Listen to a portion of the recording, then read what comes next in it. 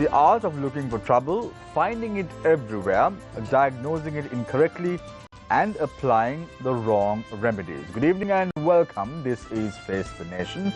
We meet you once again from the Newsfirst Center in Colombo. Tonight, our topic of discussion revolves around several issues. Our topic that we've selected tonight is exploding cylinders and the declining standards in Sri Lanka. Who bears the political responsibility? Joining us this evening on the show to talk about all this and more are Dr. G. Veerasinghe, General Secretary of the Sri Lanka Communist Party, Attorney at Law Lihini Fernando, Murutru Municipal Councillor representing the SJB, the Samgajana Balavagiya, as well as Pradeep Jayawardena, Councillor, Colombo Municipal Council representing the Sri Lanka Freedom Party. Let's start off tonight's show with Dr. G. Veerasinghe, General Secretary of the Sri Lanka Communist Party. Dr. Veerasinghe, a couple of weeks ago, on the 4th of November, if I am correct, the former General Secretary of your party, D. Gunasekara, says the current cabinet of ministers is the worst this country has ever witnessed since independence. He says that most of the decisions taken by the cabinet are unrealistic, impractical, and short-sighted. Do you also bear the same sentiments? Yeah, I totally agree with the statement made by Comrade D. Gunasekara. It's true, the country currently is facing an unprecedented crisis. The crisis has been caused by many reasons. You know, COVID-19 pandemic is one of them. But then the international economic situation. But mainly the economic crisis, probably due to the economic policies that we have been following up during last 3 to 4 decades. And I think extremely poor governance of the current regime also is a cause of the current situation. You see that if we look at COVID-19, I come to what you are asking, but let me talk a bit about the current crisis, right? If we come to COVID-19, we know the impact is obvious to everybody, right? The only thing what I want to mention here is that we could have avoided its heavy burden to world if the world was able to confront it unitedly. Unfortunately, it did not happen that way, and the selfish approach taken by some of these Western countries have caused wave after wave of new corona variant, and now we have so-called Omicron. What we need to understand is that the main reason of getting these variants is actually lack of vaccination. Now, vaccine producing countries, what did they do? They stocked billions of doses in their countries without supplying to rest of the world. Now, say Omicron, it looks like it's coming from African continent. We don't know yet, but now most of the cases are reported there. Less than 10% of the African population is vaccinated, right? So we know that China has committed to provide 2 billion doses by end of December, which they are doing. And COVID-19 pandemic continues to have hugely negative impact on the world economy. But then already existing economic crisis internationally also is a part of the current situation of our country, right? But I don't think that that economic situation is totally due to COVID-19. Even before that, it was there, right? Now, the latest Oxfam report says about 30% of world population lives with $2 a day. With $2 a day. The top 1% of the world is having as much as 2.5 times the rest of the world. Unprecedented inequalities, they have caused havoc in some of these Western countries. Probably all of us see the violent mass activities that are taking place in all these developed countries. Probably these things are due to social inequalities in these countries.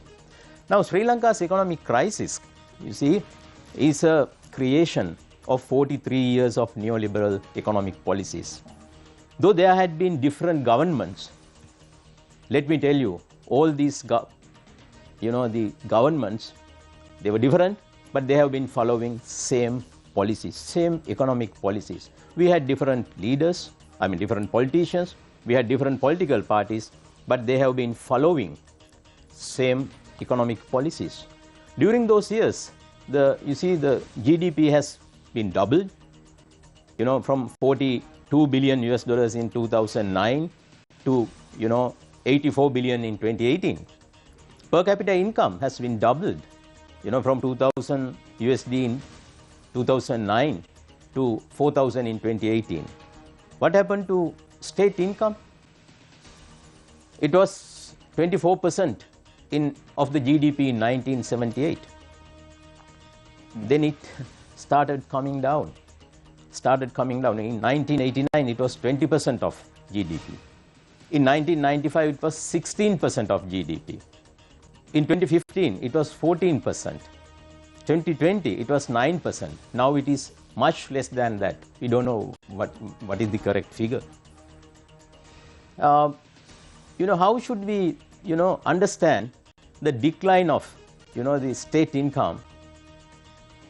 When your economy has, the GDP has been doubled, how should we understand that? Your per capita income has been doubled, but your, state income has come down. Probably the state income declined due to two major reasons. One of them is the, abolition of all the taxes. They abolished all these consecutive governments. They abolished taxes one after the other. Last being the one which was, abolished by current government as soon as they came to power. We were paying from our salaries, the government servants, which was not a burden to all these people, you see, who were earning more than 100,000 per month, were paying a tax. But for no reason, that was abolished, losing probably around 600 billion rupees a year.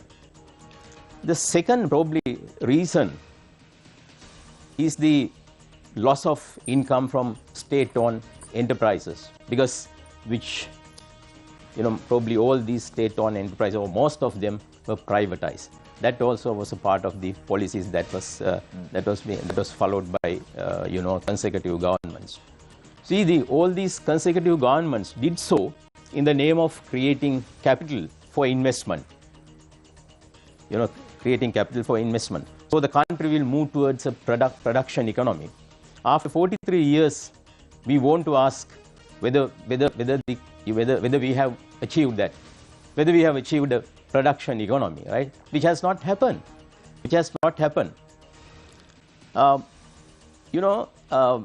Since the state is short of money, what did they do? They, of course, went on borrowing.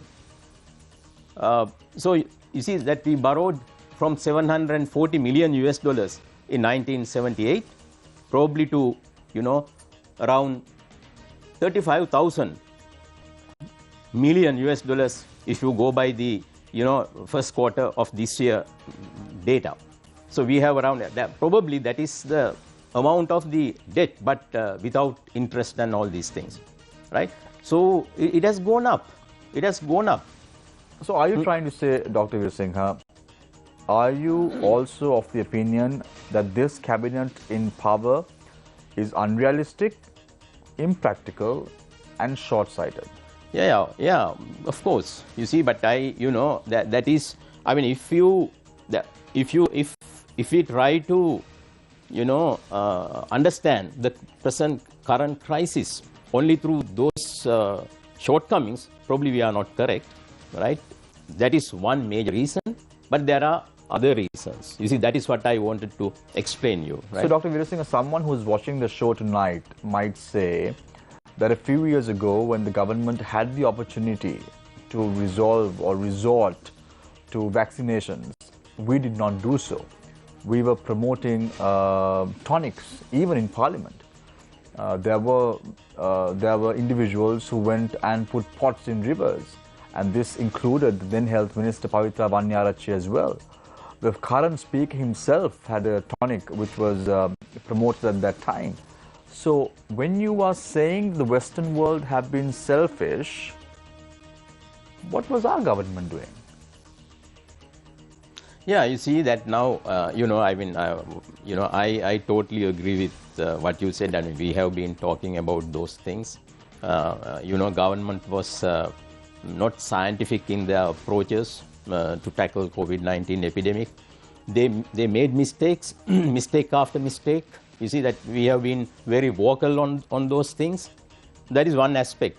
But when you are talking about the COVID-19 pandemic, you see that probably whatever was done in this country had an impact to our population. But what I was telling you is that the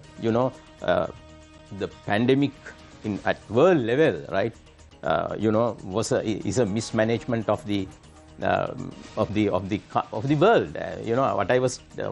What I tried to explain you here is that we couldn't face it unitedly. But don't you agree the government is at fault? Now let's take no argument over that. No argument over that. If that case be the situation or the status quo at present, Dr. Veer Singha, there are many parties. We saw the manner in which SLFP leader Maithripala Sirisena, who was very livid in Parliament about the conduct of the government and the way in which the government has been attacking him over matters that has taken place in the recent past. The president went on to say that I am not someone who peddles stones from a glass house. Then you had individuals like Vasudeva Nanayaka, Uday Gammam Pilivimal Veeravansa going to courts on the Yugadanavi power plant project that was signed. Then you had Professor Tissavitarana, who has also said that the government is not on the right track and they have completely mismanaged the situation. Then you have your party, the Communist Party, which has a member of parliament with the UPFA or the SLPP at present. And you all are also very livid about what is going on in the country at the moment. Why not teach the government a good lesson? Your member of parliament recently went on to support the budget as well. And you are saying here in this very show that government's tax policy was haphazard. It's very easy to come and communicate or convey a message in a show like this. But when it comes to action, don't you think parties like yours have a bigger responsibility to play in this whole equation? Yeah, we have most of the things said by you are agreeable, but what I was trying to build, an argument here. That is what I was trying to do, right? I totally agree with you when you say that the governance of this, the regime is extremely poor. You see, they make blunder after blunder. We have no two words about that. If you want to list me, if you want me to list out them, we can do, right? Fertilizer issue, new fortress energy deal, and then the recent appointments, all these things. You see, they have been blunders, and the way that they tried to control price of rice and things, and the corruption. We don't have to hide them. We are very vocal. Why did you all go and support the budget if that's the case? You see, now you all gave a resounding majority. You see you see that we have a member, and he's supporting the budget. Will it make a very big difference here? No, I really don't think. You see that now, but that can send a strong signal to the government. Yeah, you see that, and you see that now the Comrade Dew speech. His remarks. That was very, very open. He was very vocal, very open, and he did not want to, hide his words, right? He was very open, and he expressed that is party's view. you know, now this there are a lot of disagreements within the government, and we have our disagreement. Now you were talking about some, you know, some of these ministers are going to courts. Actually, we also are supporting that. You know, now this against this new fortress energy deal. You know, these things will develop to a certain point, and things will happen. But as you know, as at yet, you see that you know, we are in the government party, but that does not prevent us. That does not prevent us from, you know, looking at these things and having a critical stance. Thank you very much, Dr. G. Veer Singh, General Secretary of the Sri Lanka Communist Party. I now move my attention to Pradeep Jayawardena, Councillor of the Colombo Municipal Council representing the Sri Lanka Freedom Party. Pradeep, just before we get your thoughts on this, I just want to see the manner in which your political allegiance, where it stands at the moment. I saw you alongside with the SJB leader recently at an event. Does that mean that you have switched allegiance towards the SJB, or are you still an SLFP at heart and supporting the SJB at any given fora? What was that all about? That was an event to mark the death anniversary of my grandfather and President Jayawardena. It was a donation made to the Avisavela Hospital, so I attended the event. So I have not decided to switch allegiance as yet. So Pradeep, interestingly, as I said to Dr. Veer Singh, many political parties affiliated with the SLPP at the moment are very angry with the government's conduct. The recent statement being from Dayasiri Jayasekara, the General Secretary of the Sri Lanka Freedom Party, as well as the leader of the SLFP, former President Maithripala Sirisena. He went on to criticize the government on its actions and said that the government should not criticize by being in a glass house. It really raised an eyebrow. If that is the scenario, why not?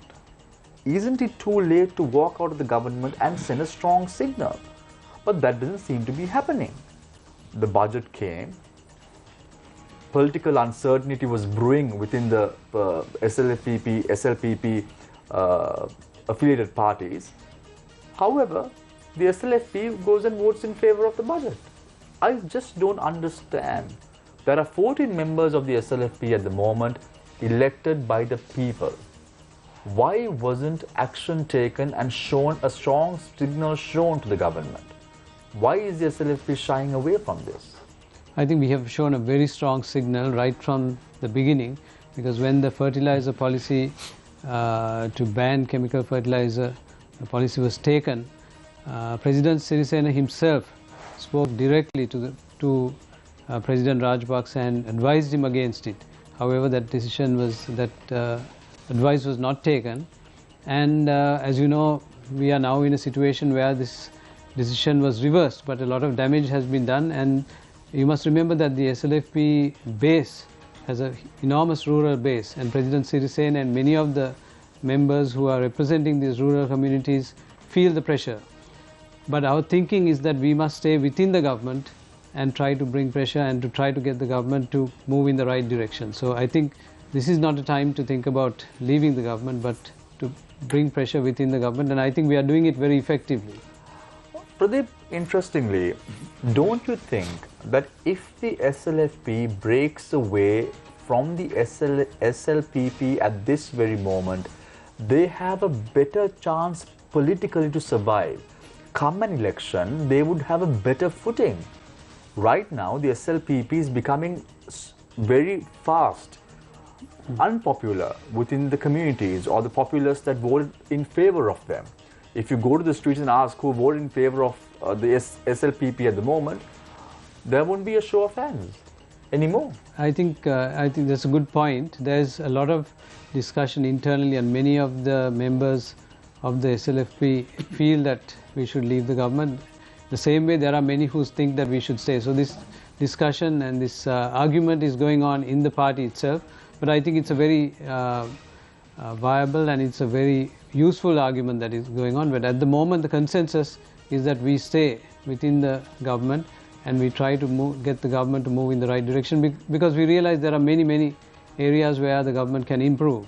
and I think the fertilizer change is one. I think I myself raised it at the last discussion we had, where I said that they will have to reverse it. And then you asked me what if they don't, and I said that then in that case the government will break.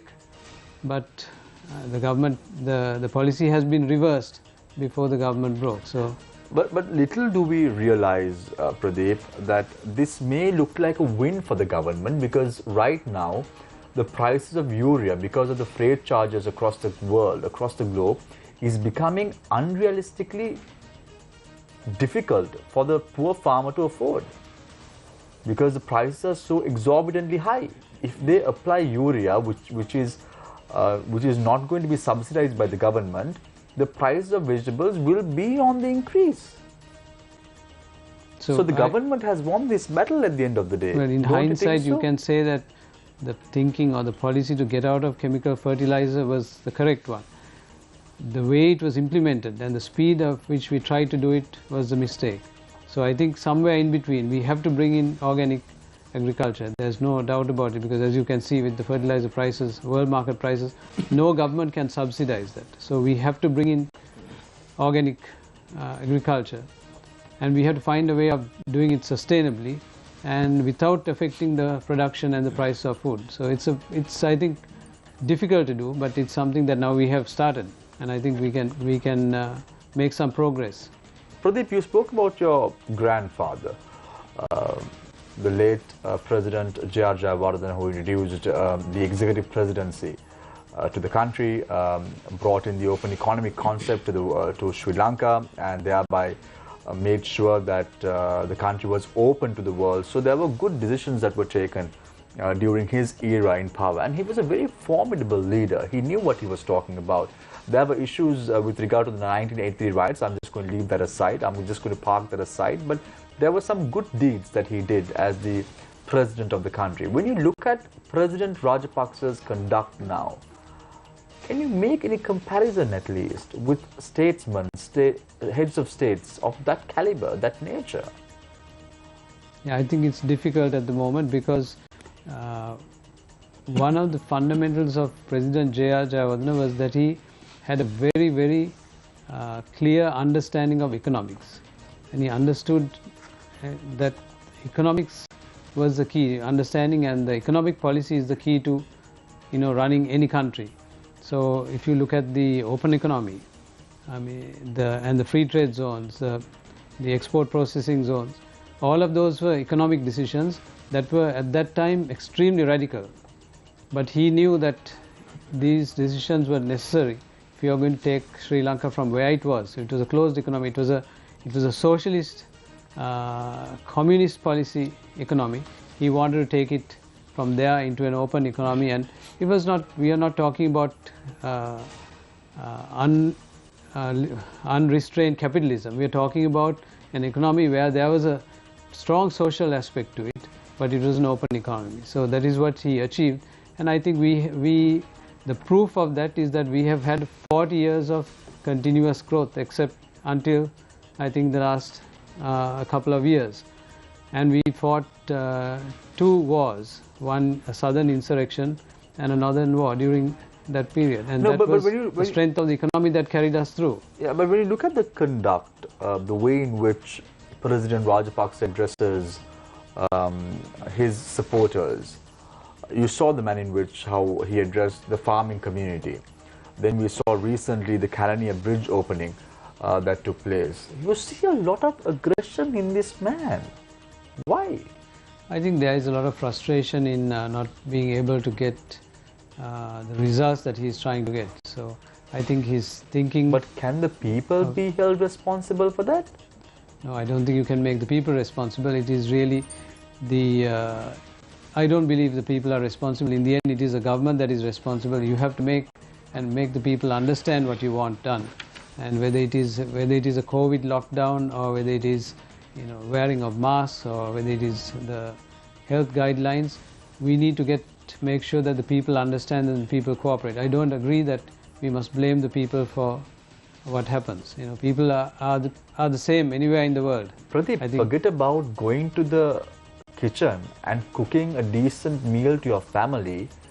you can't even do so because the cost of living has increased exponentially, and then you have the gas cylinders in your house exploding. Today 6 cases were reported. No gas cylinder has yet exploded. Not a gas cylinder, but what they're saying is there is explosions that are taking place. Now there were 6 incidents that were reported today as well in various parts of the island. Now these things have not been reported before. Yes, there is actually, this has can have many reasons for it. As you know, one of the issues is the gas, composition of the gas. That there has been a change of composition. So I found out actually that there was the composition of the gas has been changed in one batch of gas cylinders, or one batch of gas import, and where they have gone from a 30-70 to 50-50 between the propane and butane. So this increases the pressure in the cylinders. Even though the cylinders are manufactured to withstand that pressure, this will increase the pressure and maybe causes more strain on the valves, on the regulators, the hoses, all those items that come with the gas cylinder. And as you know, today in the open market you can buy a regulator for 1,200 rupees or 400 rupees. So a 400 rupee regulator, there is no standards. It's imported from China or from India, and there is no proper standards. So many people are using the cheapest possible regulators. Yeah, so combined with that, so that we have a combination of a 50-50, about 300,000 cylinders out there with a 50-50 ratio, which increases the pressure, and the poor quality regulators, plus a lot of the safety processes not being followed by many people, including the loading and unloading of gas cylinders. So are you trying to tell me, Pradeep, there are more gas cylinders with this 50% propane and butane formula still in the market? We don't know, because what we know is that they experimented with one batch of hybrid, what they call a hybrid. Litrogas has said that they experimented with a hybrid gas cylinder, where they use a 50-50 ratio. Now this is not usually a ratio that is being used in Sri Lanka, and I think the company that was there previously, Shell Gas, decided that the 30-70 was the ideal ratio for Sri Lanka because of our tropics, because of the temperature. But there was a decision made to change it to 50-50 because they wanted to have maybe it was a cost issue, maybe it was when you do that formula 50-50, the hybrid system that Litrogas has done thus far, does it have a saving for Litrogas? I think there must have been a saving for Litrogas before the price. There was a control of the price, and then I think the price was, they were allowed to raise the price. So when they were allowed to raise the price, they did away with the hybrid gas cylinder and the 50-50 ratio. But by that time, at least one shipload of gas would have been imported. So that is 3,700 metric tons, which translates to something like 300,000 gas cylinders. Pradeep, why is a government institute testing, trying matters of this nature without having a proper standard procedure? Where is the SLS? Where is the Sri Lanka Standard Institute? Yeah, I think the standards are there for the pressure of the gas cylinders and importation of gas cylinder and the pressure of the gas cylinders itself. But I think in the 50-50, the ratio, there may have been some oversight where the regulator was not enforcing the ratio of it. There is no risk because it is still within the safety, the pressure of the cylinder. Okay. The problem is that combined with other factors like the regulators. Because, Pradeep, I don't know whether you recollect, a few years ago, they brought down petrol, substandard petrol by Sipetco, and as a result of that, many vehicles were almost at a standstill on the roads, and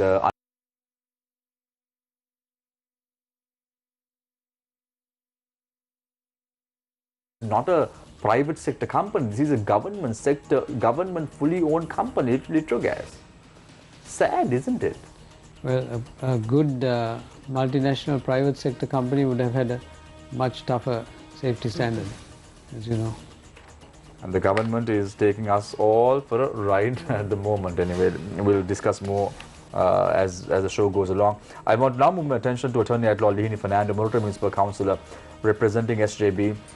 Lihini, I saw you attending today an event which was dubbed Orange the World. This is an initiative that is taken by the United Nations from the 25th of November up until the 10th of December, running up to the Human Rights Day in the world.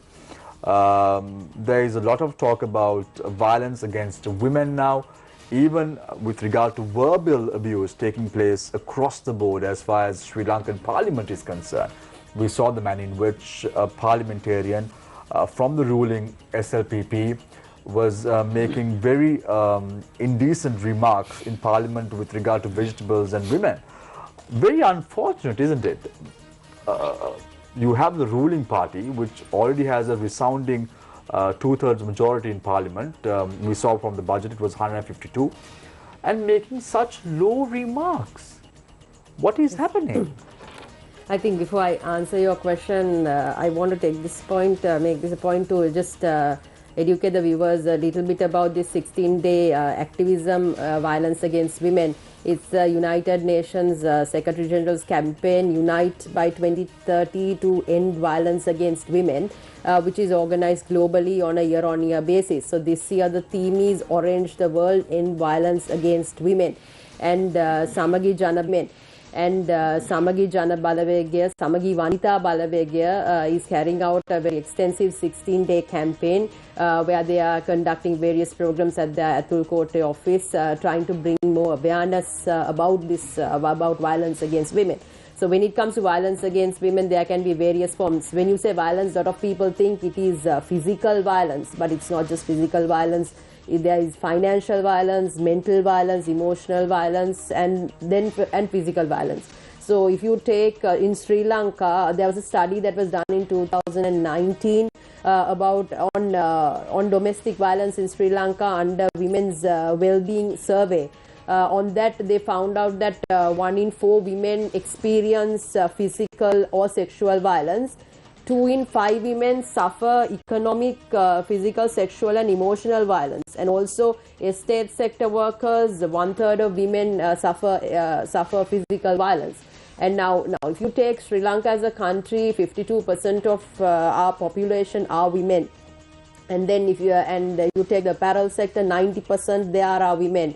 Migrant workers, 75% of them are women. Then the estate workers. So women play a formidable part in shaping the Sri Lankan economy. But however, attending to the rights of women, at least to create a dignified quality of life, making their home environment a safer place. I like to ask a question, what has the government done? If you take this time's budget, the allocation for women's needs is about 0.02% for a 52% population, I think, which is appalling. We had a cabinet ministry for women, and it was taken away by this government with the 2019. I think it is a very, very sad situation, because you take Sri Lanka per se, there's a lower female labor force participation, there's violence against women, domestic migrant worker issues, we see microfinancing issues, then apparel sector worker issues, and also workforce women issues, women not contributing. 35% out of the 52%, 35% of women are what contributes to the economy. So there are so many matters related to women which are not addressed, which is not the concern of the government. The government will look at development. They consider development to be what? Economic development, infrastructural development. Where is social development? Where is human capital development? I come to your point. I was as a woman and as a woman in politics, I was extremely appalled by that statement that was made by that minister, Minister Kutiarachi, in Parliament, which is not a statement that should have been made. And we consider Parliament to be the legislature. We expect people with dignity to take center stage, but we see people. Are those people fit enough to call the leaders of this country? I like to say this, I am a local council member, and the situation in local council is not second to that. The reflection that you see there in Parliament is only a glimpse. Local council situations are far more different. We experience violence. Our voices are curtailed. We are not allowed to speak in local councils. There's verbal abuse. They get together, gang, and attack women. There are so many councillors around the country. We saw recently in Maharagama the situation. You come to my council in Moratua, it's the same. This is the level of politics in this country, Shamir. So I think, you see those people say you need to get rid of these 225 people in Parliament. You people are disappointed with the people who are in decision-making positions. But what leads to that? It's party politics. People at local council level are the ones who go to provincial council and then back to Parliament. Who gives nominations to these people? Where are the criteria to define who a politician in this country should be? Is there a code of conduct? Are there ethics? Do we have educational qualifications? Or level, at least, is there health, certain checks and balances done to see whether these people are suitable? I mean, here we are talking about politics in Sri Lanka today. I think all of these in totality has contributed to Sri Lanka being in this position. Wrong people at the wrong place. Again, party politics, giving nominations to, I would say, wrong people who can actually get the votes. It can be the, in Sinhala you can call the Game Chandiya or the Kudukare or the people with so much of money.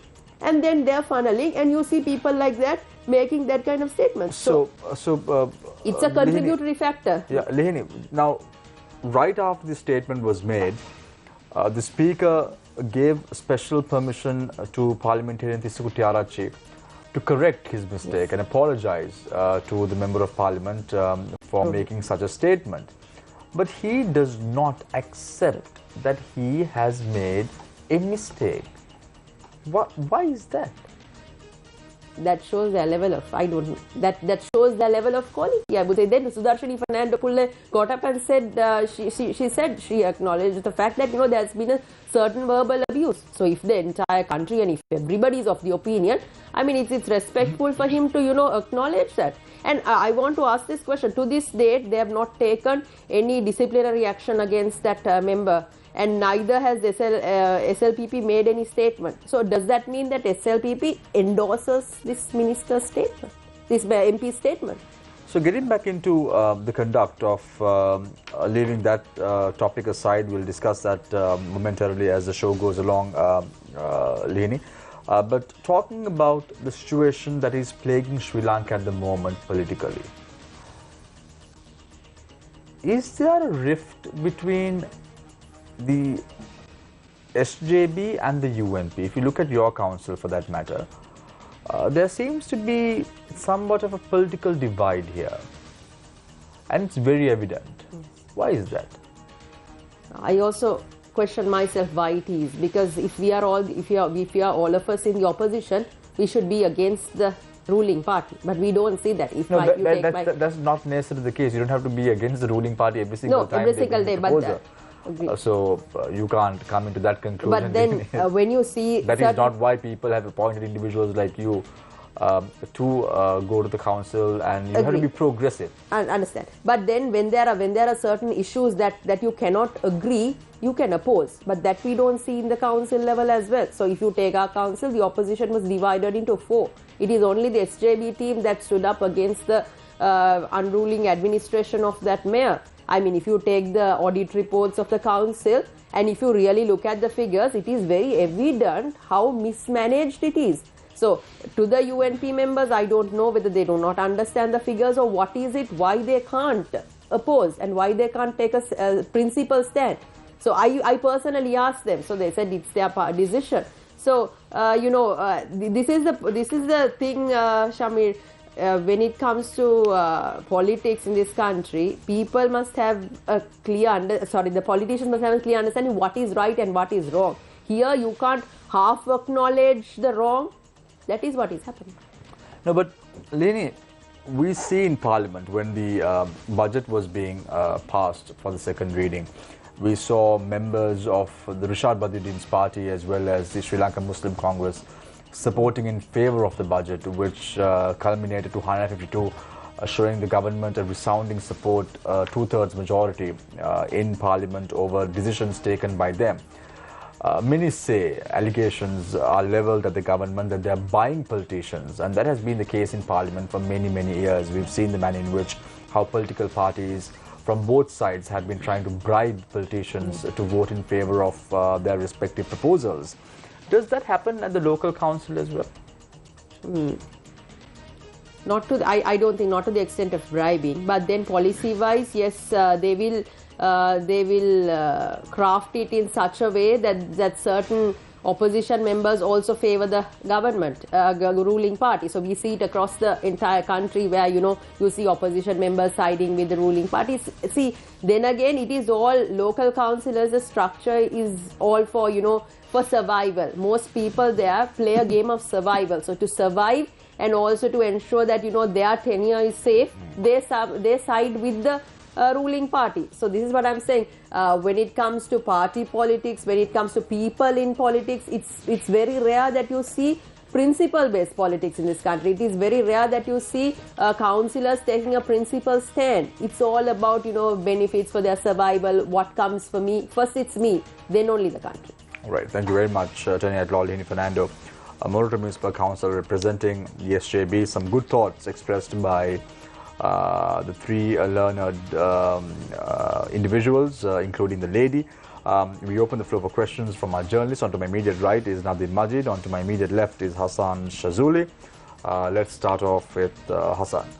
Thanks, Shamir. I think taking a look at what all the guests on the show tonight have expressed, it seems that everything is all bark and no bite. So let me pose my first question to Mr. Pradeep Jayawardena, because the SLFP is necessarily part of the government.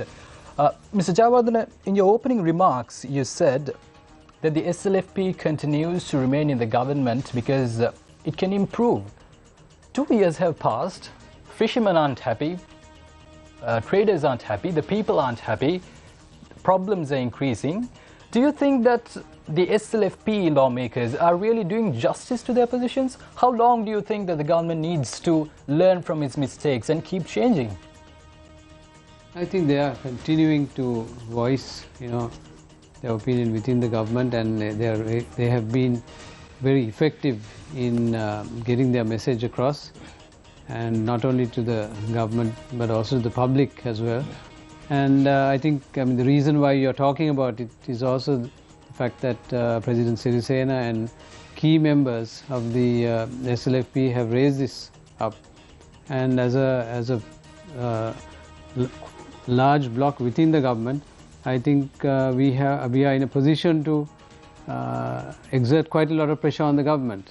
So but Mr. Jayawardena, what has happened? Because these concerns are not being raised for the last week. This has been raised for several months. We know that there is a crisis between the government. There is a split. But still, the SLFP continues to remain in the government. They continue to vote when bills are passed. They continue to vote when budget expenditure heads are passed. So it seems that, once again, let's get back to that point. All bark and no bite. They don't take crucial decisions when they have to. Isn't that the case? If you are in the government, then you have to go along with the government whip. Even if it is wrong, is that you're suggesting? You can voice, as you know, there has been very strong criticism from the government side as well on the SLFP, and but we have continued to voice our opinion, and I think at the current time, I think that is the best course of action that we can take, because you can go and sit in the opposition and start shouting, but then you just become another part of the opposition. That doesn't do much either. How long do you think that the SLFP should keep voicing its concerns and keep remaining in the government? Does it mean they're going to stay the entire 5-year period? I think it's a dynamic situation. It changes from time to time. So it is continuously being evaluated. There is no policy decision to leave the government. There is a strong conversation going on within the SLFP that, many members are saying we should go alone, but there is no decision taken on it. But the conversation is going on. It's an open discussion that goes on within the party. So I think it's very healthy, and we evaluate the situation from week to week to month to month. I think I need to pose this question to Attorney at Law Lihini Fernando.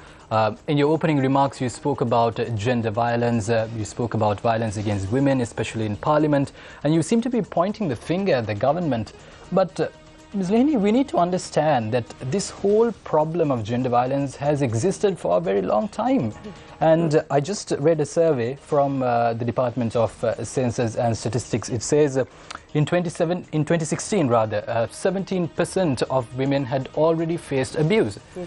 And you're part of the SJB, you're backing the SJB.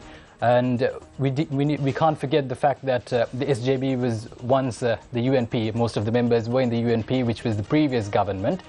Don't you think that the previous government has also failed in its duty?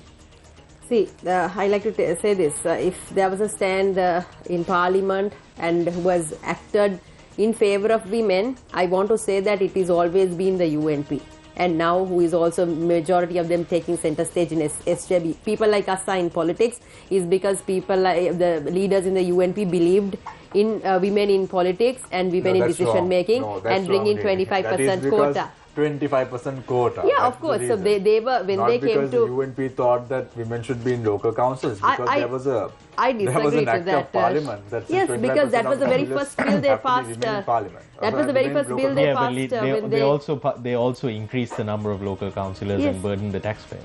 That was That's a completely but- unnecessary. No. So they gave the quota on one hand, and then just in order to keep our goons there as well, we'll increase the number. We'll double it to 8,000. You need to start somewhere. When in a country where local council representation is 1% and parliament representation is 5% for a 52% population, we need to start somewhere. And I think they brought bringing 25%.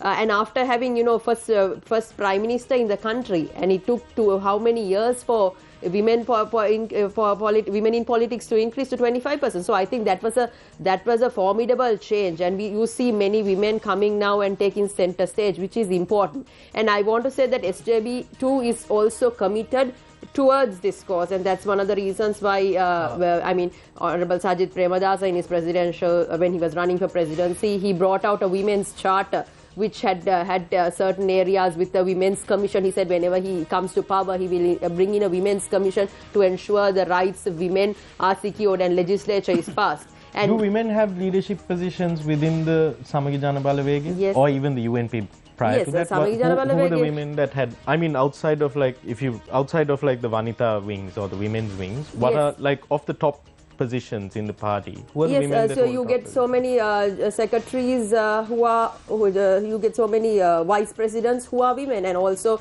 even in Samagi Taruna Balawege How many there are vice positions. presidents does the SJB? Sorry, I cannot recall on, but I I'm know saying, who are the office bearers? Not So, in the Vanita Balawege or Rohini Kaviratna, Thalata Atukorala, they all have certain significant positions in the party. So it's not a party where voices of women are suppressed. I think, I can safely say that it is a safe environment for a woman to engage in politics.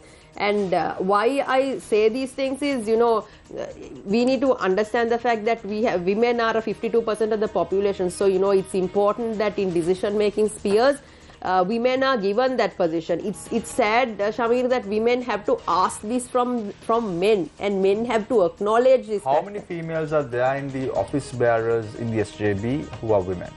So, all the representatives of Parliament, they have are positions. in a core group. They are in the core group, and but when it comes to office bearers, president, vice president, treasurer, secretary, are there any? they are vice presidents. They are vice presidents. They are all vice presidents. The women. Yes. So are those positions of power is what I'm saying. I mean, it sounds like, because usually vice president They are is not, being recognized and they are being given the position. yeah, but vice president in most organizations, I'm not sure how it works in the SJB, but in most organizations, the vice president I think really doesn't carry a lot of power. So what I'm talking about is when it comes to dictating the policy of your party, can you really say that this is ideal, that this is the ideal political party? I don't think... Like, it seems to me that you're brushing aside the very major shortcomings of your party as well. No, I don't think there's an ideal scenario in any case, but it's a fact that Let's take the they have youth been front. recognized. How many women politicians hold positions of power in the SJB's youth front? There are quite a than number. So there's myself. There are there are quite a few of them who are also vice presidents. So I think again it's vice presidents. So it seems that the SJB's policies, the women are good enough to be vice At least there are vice presidents as opposed to the government where women are not given even. Yeah, but we're not talking. We already know that that standard is deplorable. But so you all are claiming. I'm not the one that's claiming. You're claiming to be the standard bearers. See, but so your standard is vice president is good enough. Their standard is no recognition not that I'm at not all. saying it's good enough, but there will come a time where women will rise up and come Ms. to Lehini, I think based on what your remarks, you seem to be given this impression that women are becoming vice presidents in the party simply by virtue of being a woman. No. Is it the case? No, not really. No, of course not. Then why is the buck stopping at vice president? Aren't they good enough leaders like Nadeem? No, that's a very biased No, statement. they're very good leaders. They're The problem very is good that the leaders. party doesn't Vice give them the president is the position. maximum. See, there are certain criterias when giving, experience, all of that, to being a treasurer, to being. So it But the will come, there SJB will be a has, time. I mean, just as you mentioned, the SJB has very experienced, seasoned women politicians in parliament and in the local councils as well, who are more than capable of holding positions, I believe, beyond vice president, like actual positions of power. See, But when it comes to, I mean, this is not just the SJB, most political parties, the SLFP, the SLPP, even the JVP has the women representatives in their Politburo, for example. But I think even the Communist Party of Sri Lanka, Dr. Veerasinghe. But the problem is, can you claim to be the standard bearer when it seems that even in your party, it's just lip service? See, there's a party structure. In the party structure is where everybody is given the position. So in that structure, women are given their position. So which is they are recognized, their voice is heard. They can be an opinion leader. They can carry an opinion. There is a voice. So that itself, I think, is significant considering the present political system and how political scenarios work. Will there be a women candidate running for presidency or prime ministerial position within the SJB in the near future? I cannot comment on that. I cannot comment on that because it depends. There's a leader, there's a structure, and how Do you think the SJB should put forward a female candidate? No, I don't think SJB, don't limit it to SJB. I think, across the country, if there are women willing to take center stage, I think due position should be given. It's not just SJB, even SLPP, JVP, everywhere. I think women in this country can rise up to leadership positions because today in this country, Shamir, you see a leader with, being strong, having that, strong arm fist. Where is empathy when it comes to governing a country? We don't see that in Sri Lankan leaders. So a leader should be knowledgeable and also should have a certain factor of empathy, being able to understand ground situations. I think, women can bring that to the table. So I think, Sri Lanka going forward, I think a woman leader will make a significant difference. Dr. Veerasinghe, we were talking about, because our conversation is surrounding around the declining standards in Sri Lanka.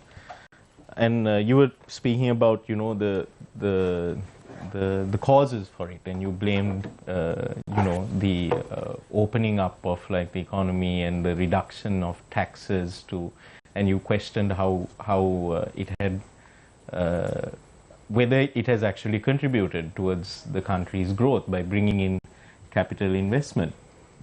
If you look at the voting record of the members of parliament that the Communist Party of Sri Lanka has managed to get elected, they've always, whenever they've been in government, whichever government it is that was proposing these tax cuts that you condemn, your party members have always voted in favor of those. It seems that your party policies don't apply when you're in parliament. Yeah, actually now, okay, it's a good question. You see that now Comrade Div Gunasekara, say for an example, had been in the governments probably for last 15 or whatever number of years. He is one of the most vociferous, one of the very vocal persons who was told. I'm not talking about being vocal. There are plenty of people who are vocal. Yeah, you see that even now in government, there are people who are vocal. They're vocal to an extent. They're vocal to the extent that their power is not compromised because they want to stay in power. And it seems to me that for the Communist Party of Sri Lanka, not just the Communist Party, but basically for the majority of what people call the old left, they're only as vocal as is required for them to maintain some kind of deteriorating voter base and hang on to power. Yeah, I mean that is... Because I'll give you an example, Dr. Veer Singh, a few months ago on this program, despite what you're saying about tax cuts now, you spoke in support of the Port City Bill. Yeah, I still support. So that's, what's that? Isn't that tax cuts to bring in investment? How does that, how do you reconcile these positions with your party's ideology? I think there is no contradictions as you see. We have never said that we can do without foreign investment, right? We have never said that we can do without public-private partnerships. But Dr. Veer Singh, you said that these tax cuts don't bring in foreign investment, is what you said. Not what I said. You said not foreign investment. This is what has happened within the country. This is what I was telling you. You see that what I was going to tell you is that Comrade Gunasekara, being in the government, being in the cabinet even, you see, he had been highlighting, the tax issue throughout. You see that if you can follow the debates, right? I mean, if you can, follow the Hansards of, debates in budgets, you will see what was said by him. Then you are asking me, then why did he, voted with the government? That's a very simple kind of question. Probably that now even in the current government, government party, we have one member. His coming out from the government won't do anything. You see that we don't have to, discuss these matters superficially, right? We are having a huge political crisis. We are having a huge social crisis in the country. They are based on they are the superstructure, which is based on the economy. Our economy is in the crisis. This is the crux of the matter. This country needs to accept, to agree on that, and then based on that we need to agree to break away from these current economic policies. Now all these things are reflections of the crisis of the economy. That basic factor we need to understand. So Dr. Veer Singh, you have an ideology which you believe can rescue the country from this economic crisis. You mentioned that we've been cutting tax revenues and that has not been good for the country. That is a correct observation as well. And you, as the Communist Party of Sri Lanka, you all have a policy and a vision of how these problems should be addressed. But having parliamentary representation for so long and being maybe not as powerful as the party once was in the field of thought leadership as well, but still having very active members of parliament. You're right, even your current member of parliament, Mr. Veer Singh, is very active in parliament. In fact, I think Mantri.lk ranks him as the 23rd most active member of parliament. But my question is, can you all absolve yourselves of responsibility for this crisis, for the myriad of crises that the country is facing? Because at the end of the day, you have also contributed to it, haven't you? Oh, no, I agree to that extent. You see that, since we have been a part of the government, so we have been part of government since probably 1994 or so, right? Except for a few years in between, that we have to accept, we have to agree that, okay, we had been a part of it. But, we can look at the past history objectively. There were things that happened in the world, there were things that happened within the country, which contributed the situation. But what we are trying to make out here is not to, we are not trying to, blame a person, but we want to highlight a fact. the fact is that, we are failing in this economic policies, right? That is the only thing that I want to highlight here. So if we can, that is what we try to do at country level also, and you said you were talking about thought leaders, as thought leaders, we try to take these messages to the society. Yeah. What was the Communist Party's contribution to the Vistas of Prosperity and Splendor Manifesto? Actually, we don't have any contribution to that. But after the nomination, Gotabaya Rajapaksa visited the Mathara. That was his first meeting, where we presented certain proposals from our party to be included in his program once he become the president. So, but otherwise we were not a part of his program. Dr. Veerasinghe, now interestingly, you were in the national list candidates. I was, the SLPP. Now several members in the national list have resigned. Now we know that Mahinda Samarasinghe has also resigned from his Kaludara district.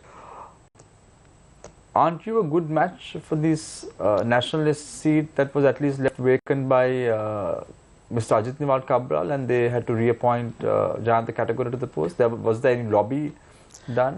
No, not really. And it's true that I was included in the national list on behalf of the party, but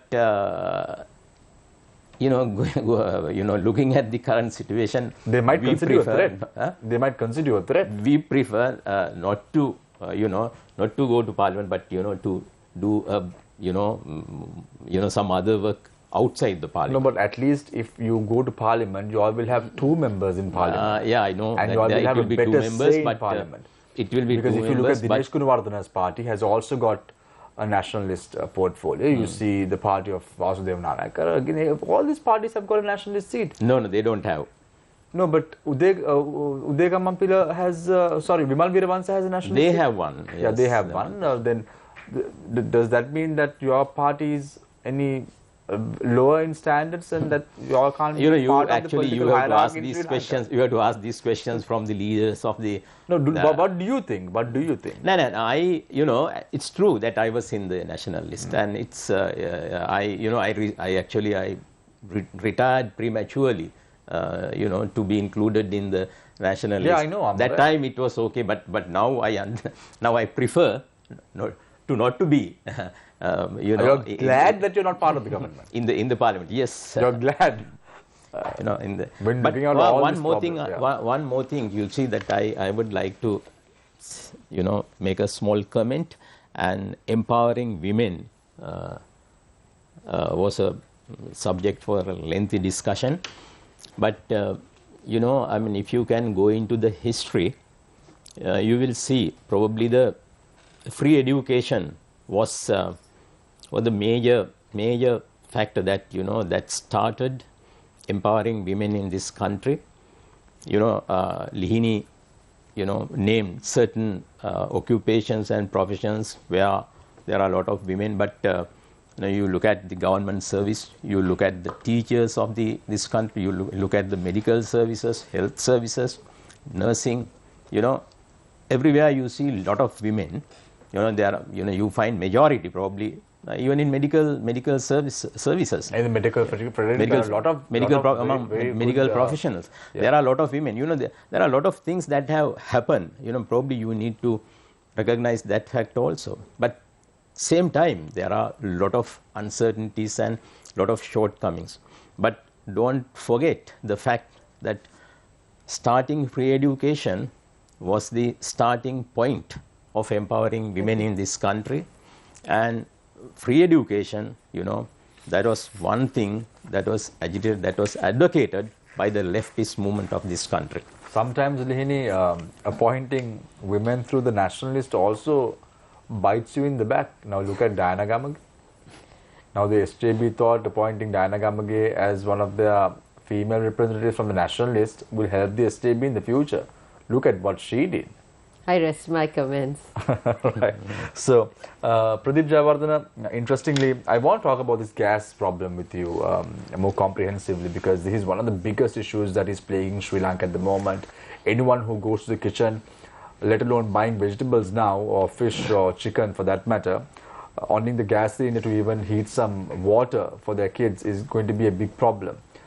Why cannot or why mustn't these gas companies in Sri Lanka, responsible for the public safety, take action with regard to this? Now, if it happened in a country like the US or Canada or in the West, they would have had a complete recall of the gas cylinders, identified the gas cylinders which are from that particular batch in question. Nothing of that sort has taken place. No, as I said, it is not a particular failure of any component or any part of the gas companies. This is a combination of factors. So, but you said that propane and butane was 50-50. Yeah, so there is no on the face of it, there is no safety risk in doing that, because the gas cylinders have a pressure threshold of 17 bar. Whereas this combination will only increase the pressure from 7 to 10. So what was the previous combination, Pradeep? 30-70. 30-70. 30 of... So 30-70 gas cylinder has a pressure of 6 to 7 bar. Right, 6 to 7 bar. So when you go 50-50, it goes... Sorry? 30 of propane and 70 of butane? Butane. Yeah, so if that So in the US, for example, you get 100% propane. Right.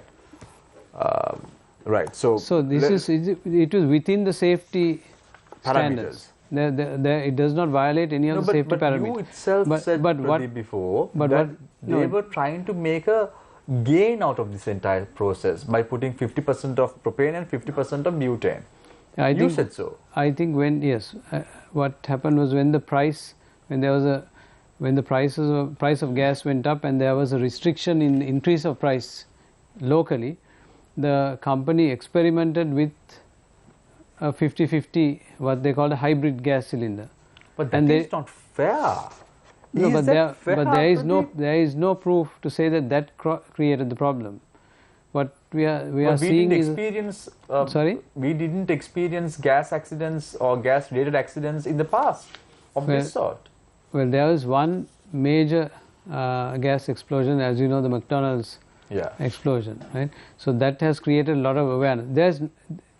Every year there has been gas explosions. This is something that has been happening right from the first use of gas cylinders, because people leave gas stoves on. People don't put the regular public negligence. Yes, that has been happening. You can't say that that's because of 50% propane and 50% butane that was used. No. So we don't really know whether this is caused by the 50-50 or whether it is caused by the poor regulators or whether it is caused by... Anyway, there is always a user part of it. But Mr. Jayawardena, why do you think, in your opinion... you must realize that there is also a very big social media element in this. Why do you think... When social media gets hold of something, it automatically becomes a problem. Your reasoning seems to indicate that all of a sudden the people of Sri Lanka woke up and decided to be negligent with their gas cylinders. No. There were 15 gas explosions a year. I read a report which said that every year there were 15 major gas explosions. Yeah, but this is 15. Yeah, so that's 15 a year. We've had 6 today, and I think it was about 8 yesterday. Yeah. So that's within the space of a couple of days. That's not a year. Why you have to start, a proper investigation needs to be done. So who's supposed to do it? Isn't the government supposed to do it? The government should do it. The gas company also should do it. And Mr. Jayawardena, you said that Litrogas was trying to experiment with a new product. No, they released a new product. They used a new called a hybrid gas cylinder where they use a 50-50 That was to gain profits, Mr. Jayawardena. Because when they were requesting the government to increase prices... not to gain profits, but to reduce their loss, I think. Because they had... So reduce loss is... to increase the flip side is to increase profits, isn't it? Well, not to increase profits, because I mean, there's a long way to go for them to be making profits, That's but right. at least to increase revenue. Mr. So we Jawad, don't know like- whether we don't know. This is all hypothesis. We don't know whether that created a problem or not. There is not enough investigation. I'm just telling you. The Consumer telling you Authority at that the time. But factors. you can accept that there is a problem. Okay, for that you need to look at the statistics, whether there have been actually really a Mr. Jawad, large you increase. mentioned that you There seems you get to be. about 15 explosions a year, Yeah. which is the average, okay, around the country. We've had more than that number in the space of a few days. So therefore, that indicates that there is a problem. There's a problem somewhere. There's problems. Either the gas yes, there's a companies problem have somewhere. messed up, or the regulators have substandard messed up, regulators or the being used, people have or suddenly decided to become or a extremely combination of negligent. them. But it could be or a also- combination of, but somehow there is a problem. That's right. When you consider the response of the state, of the government, of the gas companies to this problem, very alarming problem, can you be satisfied? No, I'm not satisfied. What does it indicate? Does it indicate negligence on the part of the government? No, somebody must get to the bottom of this problem very quickly, and some decisions have to be taken, either to take those cylinders out of circulation, to bring some regulations on the regulators themselves, to bring some standards. So a series of actions need to be taken. I'm not saying that yet. So there's an incident that was reported on our news tonight, where I can't remember where exactly the area was, but a consumer, and they had this on video, who had purchased a gas cylinder which he had later found to be leaking during the soap powder test, had brought it back to the distributor, asking for a different cylinder. So the distributor now, before he gives the cylinder, is checking the cylinders for leaks. And in his stock, he found 7 that were leaking. Yeah, that's very unusual, because what Litrogas says is that every single cylinder that leaves This them is one distributor. is being tested. So another thing to look at is the handling of the cylinders after it leaves the gas company by the distributors. Now, I spoke when Shell gas was in operation, they would not accept a cylinder if it didn't come with the cap back on. So as you know, if you look at any cylinder now, it's going back without the cap, the safety Because cap. who So is the responsible authority to investigate I this? think the Consumer Affairs Authority. So the is at Consumer moment. Affairs Authority, what action can they take once they've investigated? Well, they can take action. They can take sanctions against the gas But companies. one of the directors, one of the executive directors, stepped out saying that he can't work at the Consumer Affairs Authority. Because there's That no the teeth. political hierarchy is taking decisions and there is no teeth. Yeah, I So are think you confident in whatever outcome that the consumer? So because this is, we're talking about, I mean, these exploding cylinders really indicate, are reflective of a deeper malaise within our society when it comes to, because we're talking about the declining standards in Sri Lanka overall. So oversight bodies like the Consumer Affairs Authority are stained with politics right now. Can you have faith that they will conduct an impartial and thorough investigation, and that whoever is ultimately responsible for this will be held to account? So do you have that faith? no, even if that is done, I don't think the public have the faith that that is the right thing. So we are in a situation where even if you get the truth, nobody will believe it, because there's loss of confidence in the people who are So I just got a saying it. message. I just got a message from one of our viewers saying, what should people do, or whom should they call if a gas leak is observed at home? How can a consumer recognize a gas leak prior to explosion? I don't think that none of the panelists today are technically qualified to answer that question, unfortunately. But Well, you must first of all, smell itself is the first indicator. You should be aware of that, because no, the gas. because the problem, I understand where this question is coming from. That's right. Pradeep, because I myself bought a gas cylinder a few days ago, and I am dead scared because I'm not at home. I come to work every day. I am dead scared to use that gas cylinder, because if something goes wrong with the gas cylinder at home, there wouldn't be anyone to even extinguish the fire. So I am dead scared, and I can understand the fear that individuals of this sort who are posing questions are undergoing as well. And that is where the responsibility of the government comes into play. That is where the responsibility of the gas company comes into play. Yeah, I think somebody has to very quickly establish whether there is a serious problem with this, or whether it is just something that is being highlighted at the moment because of maybe faulty regulators or carelessness, and somebody needs to make a statement that is believable and to bring this under control, because otherwise what will happen is, people will start looking for alternatives and not use gas cylinders. But Mr. Jayawardena, now we are talking about the steps that must be taken in the future. Let's go back to April, because that is when Litrogas released these 18-litre cylinders to the market, and at that time itself the Consumer Affairs Authority said that they can file legal action against Litrogas because they were tampering with the labels, that is the same hybrid cylinder you are talking about. No action. You are not being paid by Litro, no, because I just have to. No, I'm just presenting the facts of. Don't you feel legal action should be taken against that, because that is where the problem starts, isn't it, Mr. Pradeep? But I don't know why a regulator needs to take legal action. A regulator should be able to close down a company if it should have the teeth to close down a company or shut the operation down. But the problem is when you have a company that essentially has a monopoly, if you shut them down, then Daralip only. I mean, can you imagine the impact that it will have if you shut down Litro? The problem is that the officials in charge who are making these decisions, whether regardless of what our stand is on state-owned enterprises and the monopolies that they create, the problem is that there is zero accountability in these institutions. And that comes from, the political parties themselves, because as we I think there is no accountability in the political parties as well. Wouldn't you agree? I mean, the Communist Party is not being held accountable for straying from their ideology. The Samagi Jana Balawega is not being held accountable for their maybe potentially false claims of being standard bearers on women's rights.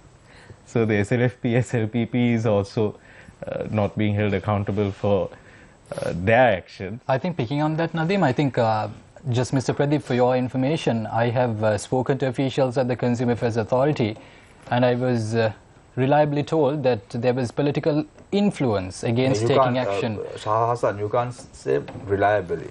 You have to be 100% sure when you pose a question, okay? Because if not, that we are not being fair by the panelists who are here. So there are allegations that there was political influence as well.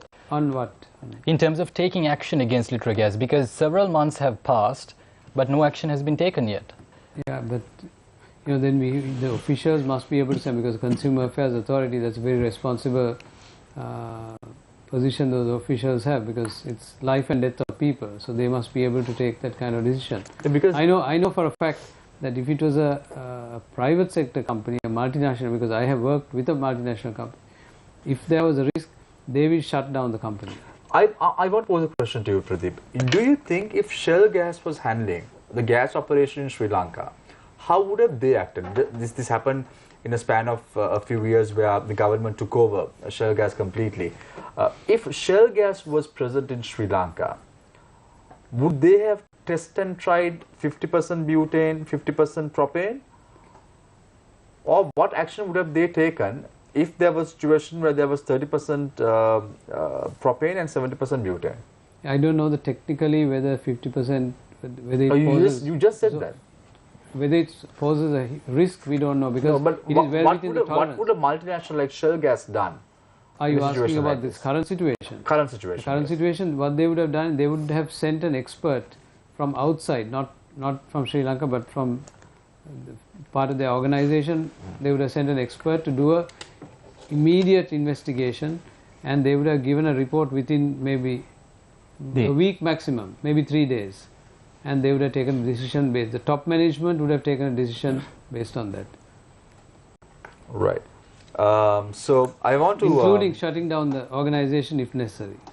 All right. Thanks a lot, Pradeep. At least that makes a little bit of sense, because initially I thought you are representing Litrogas the way you were defending the company, but no, not even. I think you have to be fair and to understand the whole range of issues that are involved and the factors. So we really don't know what is causing. Pradeep, I'm posing these questions to you. Both the three of us, we are posing questions to you on this because we've seen the way in which this government has acted. Look at how many proposals, how many gazettes have been reversed thus far. Look at the way in which I heard recently in a televised interview, the Minister of Agriculture, Mahindan Daludugamage, is saying, I will defend my president and my cabinet. That is my sole responsibility. He goes on record saying this. We as viewers, we as individuals who have somewhat contributed to respective governments coming into play through our franchise, that's our vote, we start thinking, mustn't the minister in charge be responsible for the people in this country? Of course. How is he responsible for the president and the government? That is not even right or just to make a statement of that sort. So that is why we are posing questions to you, Pradeep, because that is why we asked you right initially as well, what is the role of the SLFP in a situation like this? And then you say that we have to go with the government. Right. SLFP is a part of the government, right? So it is a component. So every single time the government makes a mistake, it's a minority within the government. Every single time the government makes a mistake, you always support. No, not every single time. You know, there is always a limit, and if you don't you find it curious, Pradeep, that limit approaches with only months to go to the next election? That limit never comes midway through the term. That limit always approaches with months to go to an election.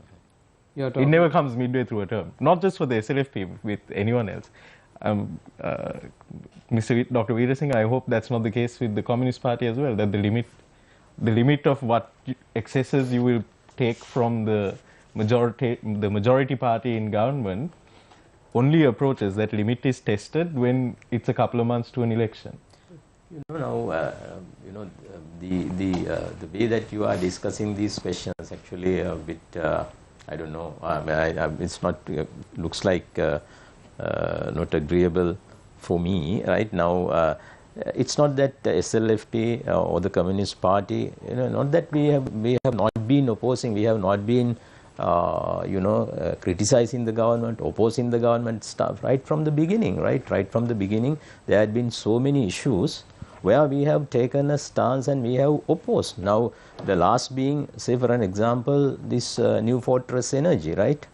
So we have taken a very, principled stand on that, and we are opposing the government move. Now we are in the middle of a battle, right? Now you see that we have a battle in courts, we have a political battle, and we have a trade union battle in the front of the trade unions. There are three fronts. You see that in all three fronts, SLFP, Communist Party, all of us are active. All of us are active, right? So therefore, now let the things to develop, right? Yeah, but Dr. Veerasinghe, now, if you look at the past of your political party, your General Secretary before was D. Gunasekara. He went to court, Supreme Court, in 2015, requesting the Supreme Court not to allow individuals who were defeated from the election to be reappointed through the national list. They went to that extent in 2015. But now when the 19th Amendment of the Constitution came into play, to appoint dual citizens coming into the 20th Amendment that came into play a few years ago, to give dual citizens an opportunity to come to Parliament, individuals whose names are not even in the national list, you all supported. Yeah, now your party went and supported. Yeah, true. No. You see, now the 20th Amendment, the original 20th Amendment was not allowed to go through, right? It was amended, right? They had to change it. But then dual citizenship, yes, it was included. But now the president of the country, that was probably after few months of being elected, the amendments were brought in. And he had a meeting with our MPs, SLFP, the National Freedom Front, Communist Party, LSSP, with all these members of Parliament. And he said that before the completion of my second year in the office, I will bring a constitution, which is not going to have this dual citizenship, the people with dual citizenships you know, to be allowed to, you know, to be elected to parliament, or, you know, to come to higher positions. When the president, you know, after being, you know, 2 or 3 months or 1 or 2 months after being elected, when he says something like that to the MPs, to their face, you know, we took it you know, as serious statement. You all trusted him. You all trusted as a serious statement, we took it, right? Okay, we are. And now you all don't trust him. Now, you know, but we know now we are. It's not happened. Or now the second this thing, the second anniversary was celebrated in a very big way in Anuradhapura. We know. But it has not happened. Now we know that he has not only taken political parties who supported him for a ride, he has taken the people also for a ride. That is also true. No, but all these things are, we are taking into account all these things, you know, in our decision making. So let us. Leni, I mean, with the 20th Amendment, my biggest gripe with it is not that it allowed dual citizens to become public representatives or members of parliament or whatever it is, because the reality is that the 19th Amendment at the end of the day was similar to the 17th that preceded it, was one of the first pieces of bipartisan or multi-party legislation that came about to improve the governance standards in this country, and we're talking about declining standards in Sri Lanka. And isn't it the reality that these declining standards have been further exacerbated by the passage of the 20th Amendment, because it took away all of the checks and balances, the regulatory powers given to people? I think a clear example is Pandora Papers. When it came to being, the Bribery Commission couldn't take action. The president only directed the Bribery Commission to take action. So they are and they still haven't taken action. They haven't taken action. At least we don't know, because so the independent they no longer respond to RTI requests also. Independent commissions, the functioning of the police commission, and you know, recently during the budget also, when these the police commission and audit commission, when it was debated, actually some people were questioning what is the role they play, the functionality, are they actually independent? We don't see it. I mean, in terms of judiciary, the parliamentary selective committees, all of these commissions. So, you know, the governance that was brought in by the 19th Amendment, I would say, was completely taken away by the 20th Amendment. And the three-tiered, the three main organs, the executive, the judiciary, and the legislature, the independence were clearly affected, which is what we call constitutionalism. You know, you need to maintain these checks and balances to maintain rule of law. So, but then, you know, today we see the executive and the legislature both from the same party, and where the president overrides everything. So clearly all of these are finally impacting the democracy of this country. And then the sad factor is that this president comes saying one country, one law, all that. And then we see, you know, monks being appointed to implement one country, one law. See, now you were talking about this whole gas issue also. Can you see how the system is collapsing, how nobody is taking accountability, nobody is taking responsibility, no one is accountable. So at the end of the day, politicians are pointing fingers at certain authorities, and then the consumer and the general public are lost. So then you finally question, you know, you have massive elections, you spend so much of budgets, you elect representatives, you send them to parliament, you expect them to make certain decisions on in the best interest of the people. How would have the SJB address the gas cylinder issue that is currently ongoing in the country? So, Honorable Sajid Premadasa made a statement in Parliament with regards to that recently, and he said that, you know, the relevant action should be taken. What sort of action? It's easy to say action needs to be taken, but what sort of action needs to be taken?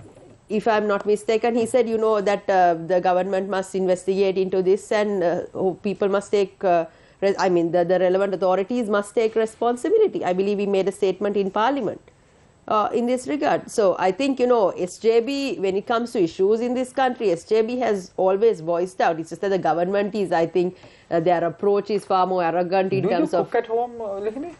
Of course. You have a kid, you're married, yes. So your responsibility is part and parcel of attending to house-related chores as well. Am I right? Can I come into that conclusion? Yes, sir. Right. Okay. So, Leni, cost of living. Oh. How do you manage to, with the salary that you get? I'm sure you can afford it, but looking at the people at grassroots who are low-income earners or middle-income earners, how can they manage the cost of living right now in the country? I can't imagine, Leni. I went to the supermarket yesterday and tried buying fish. Last week, a price of fish was 1,780, and today it has gone up to 2,100. And I'm wondering, how can the people afford to eat in the country? Yeah. It is a very sad situation, Shamir, because I mean we deal with a lot of people at the grassroots level with daily wage earners. People who earns about who works as domestic workers who earn about 500 rupees a day. People like that, they just can't survive. I mean, what can you buy today for 1,000 rupees? The cost of living, the vegetables, to rice, to the basics have increased. So, who is responsible for this? I mean, now today we see inflation is at 7.8% in the country, skyrocketing prices. And the government, can all of these also be attributed to COVID? Or is it mismanagement? Can I ask that question from Dr. G. Veerasinghe? Because when you started off, Dr. Veerasinghe, you said COVID was one of the issues that has put us in this... Also say this, the fertilizer issue, isn't it government made? And then today no rice and all of that, and what then they are importing. Look at Dr. Veerasinghe and pose a question to him. It's much more easier, but because you're not willing to do that, let me pose that question. I have one more question, Shamir. Let me say this also. This whole nano nitrogen which they are bringing, certain facts they are importing, air freighting. There's a cost to air freighting. Who is asking these questions about air freighting, these haphazard decisions that have been made? If I'm correct, Leni, that is coming free of charge through 2 charter flights given by the Indian government. Okay, then I take my statement right, back. okay. But then the whole 2 questions that you asked, very whole relevant. mismanagement, who is taking responsibility? Is the minister taking responsibility, or is it back again to the general public? On your right, not straight ahead. Dr. Veerasinghe, good points that Leni brought forward, It's not only COVID, but complete sheer mismanagement by the government. Yeah, at the very beginning, if you can remember, I mentioned that, you see. I only thing, I was looking, I was taking a holistic kind of approach. I mean, you can't deny the fact that COVID is one reason for what we are having now, right? I mean, this is, you can't deny. But I really agree, right? I agree with the point that the very, very poor governance of the current government or current regime. It is actually extremely poor governance. That has worsened the situation of the country. Right now, there are so many examples for that. Now, before going to that, you were talking about gas, and there were a lot of views expressed here. Actually, what is happening at the moment is outrageous for me, right? I can't, I totally disagree with the way that the government is handling the issue, because, now nobody has the right to do experiments using consumers. Now all of us are in the same kind of situation.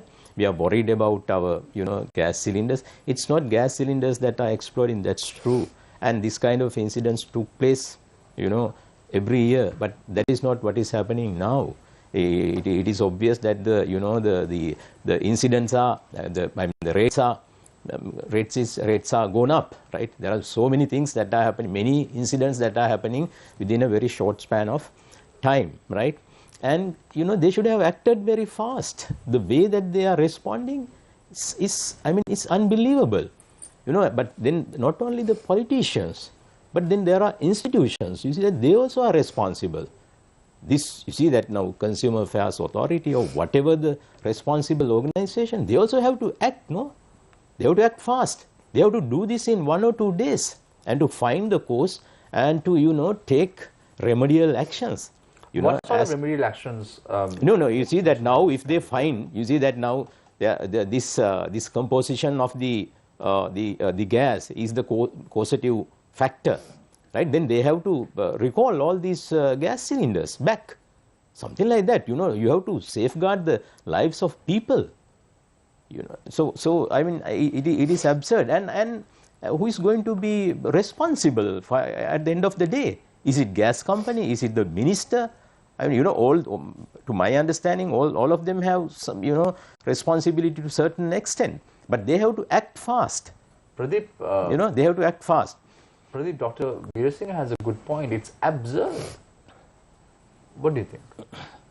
You were talking about responsibility. Yeah, responsibility. The government is just acting with a lot of absurdity. So they have to take responsibility for it. So No one takes responsibility. that's one of the problems this country has always faced. Nobody takes responsibility. Don't you find it strange that, you know, passes on?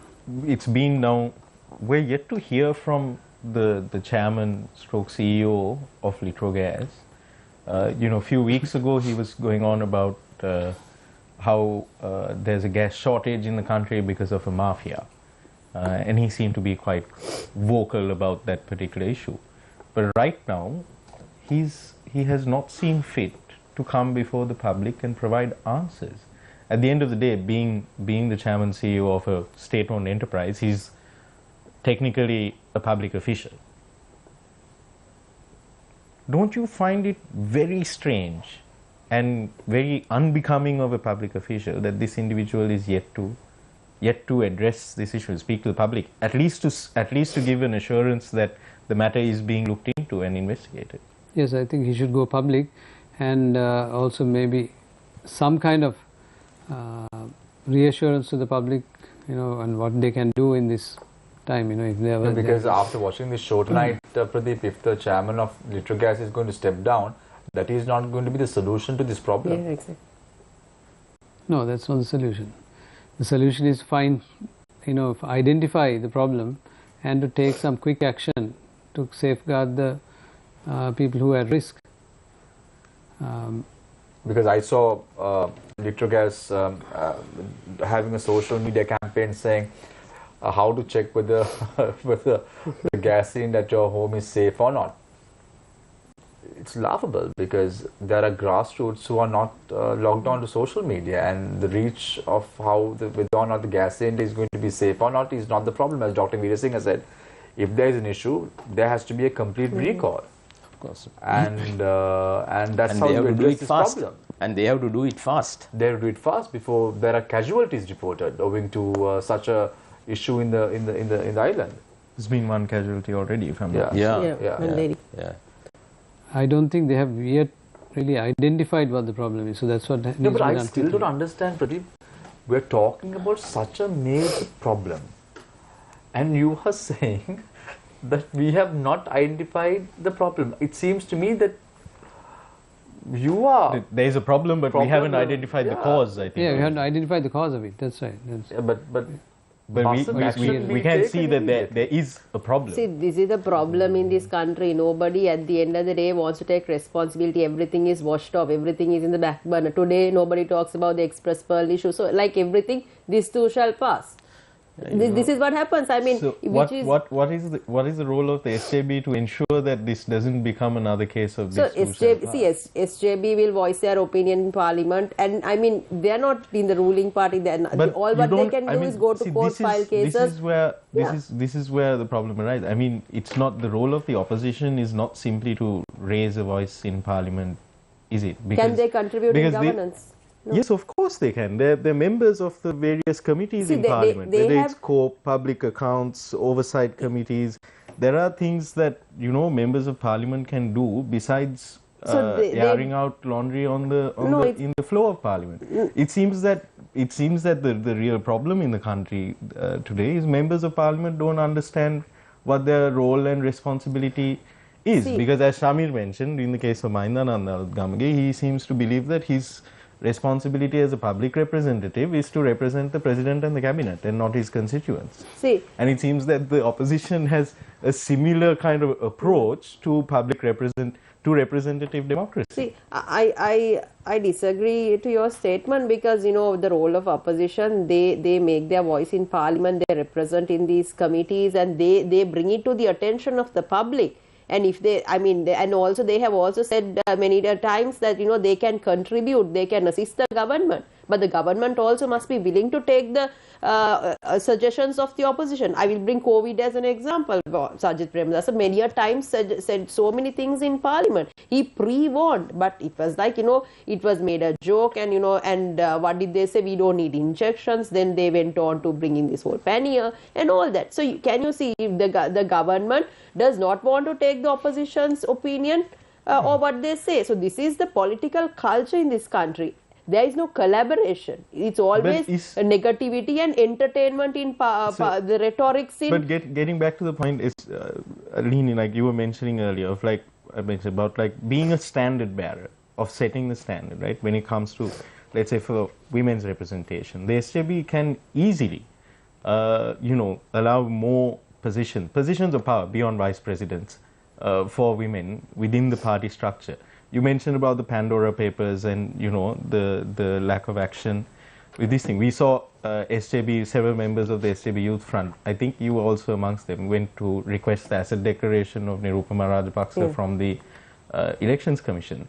You know, this is actually a part of Sajid Premadasa's manifesto in 2019, that all of his cabinet of ministers would make their asset declarations public. Why don't the 58 members in the SJB who are there now take this decision unilaterally? They can do it. So this is my question. Is the SJB doing enough to position themselves as standard bearers and an alternative to what you say is a failed government?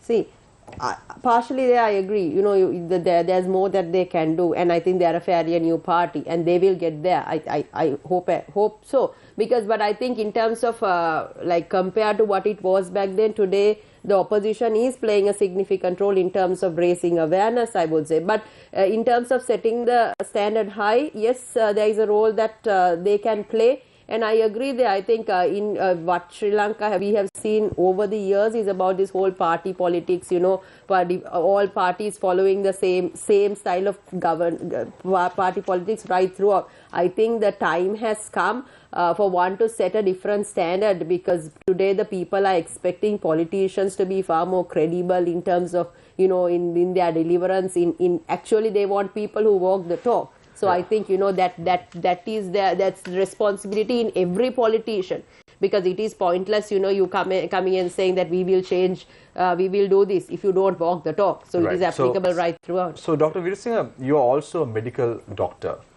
Am I right, Dr. Veerasinghe? Yep. We are all aware that Omicron right now is taking center stage as far as the COVID-19 pandemic is concerned. Do you think the government has taken adequate measures to ensure that we don't have this variant coming outside? If it's inside, you can't help it, but if it's coming outside of the country, do you think the government has taken adequate measures to arrest this problem? Now, you know, before coming to the question now about Omicron, right now, really speaking, we know very little about Omicron, number one, right? It's a very recent kind of appearance, and it is being reported in African continent, basically in South Africa and some other, Botswana and some other countries.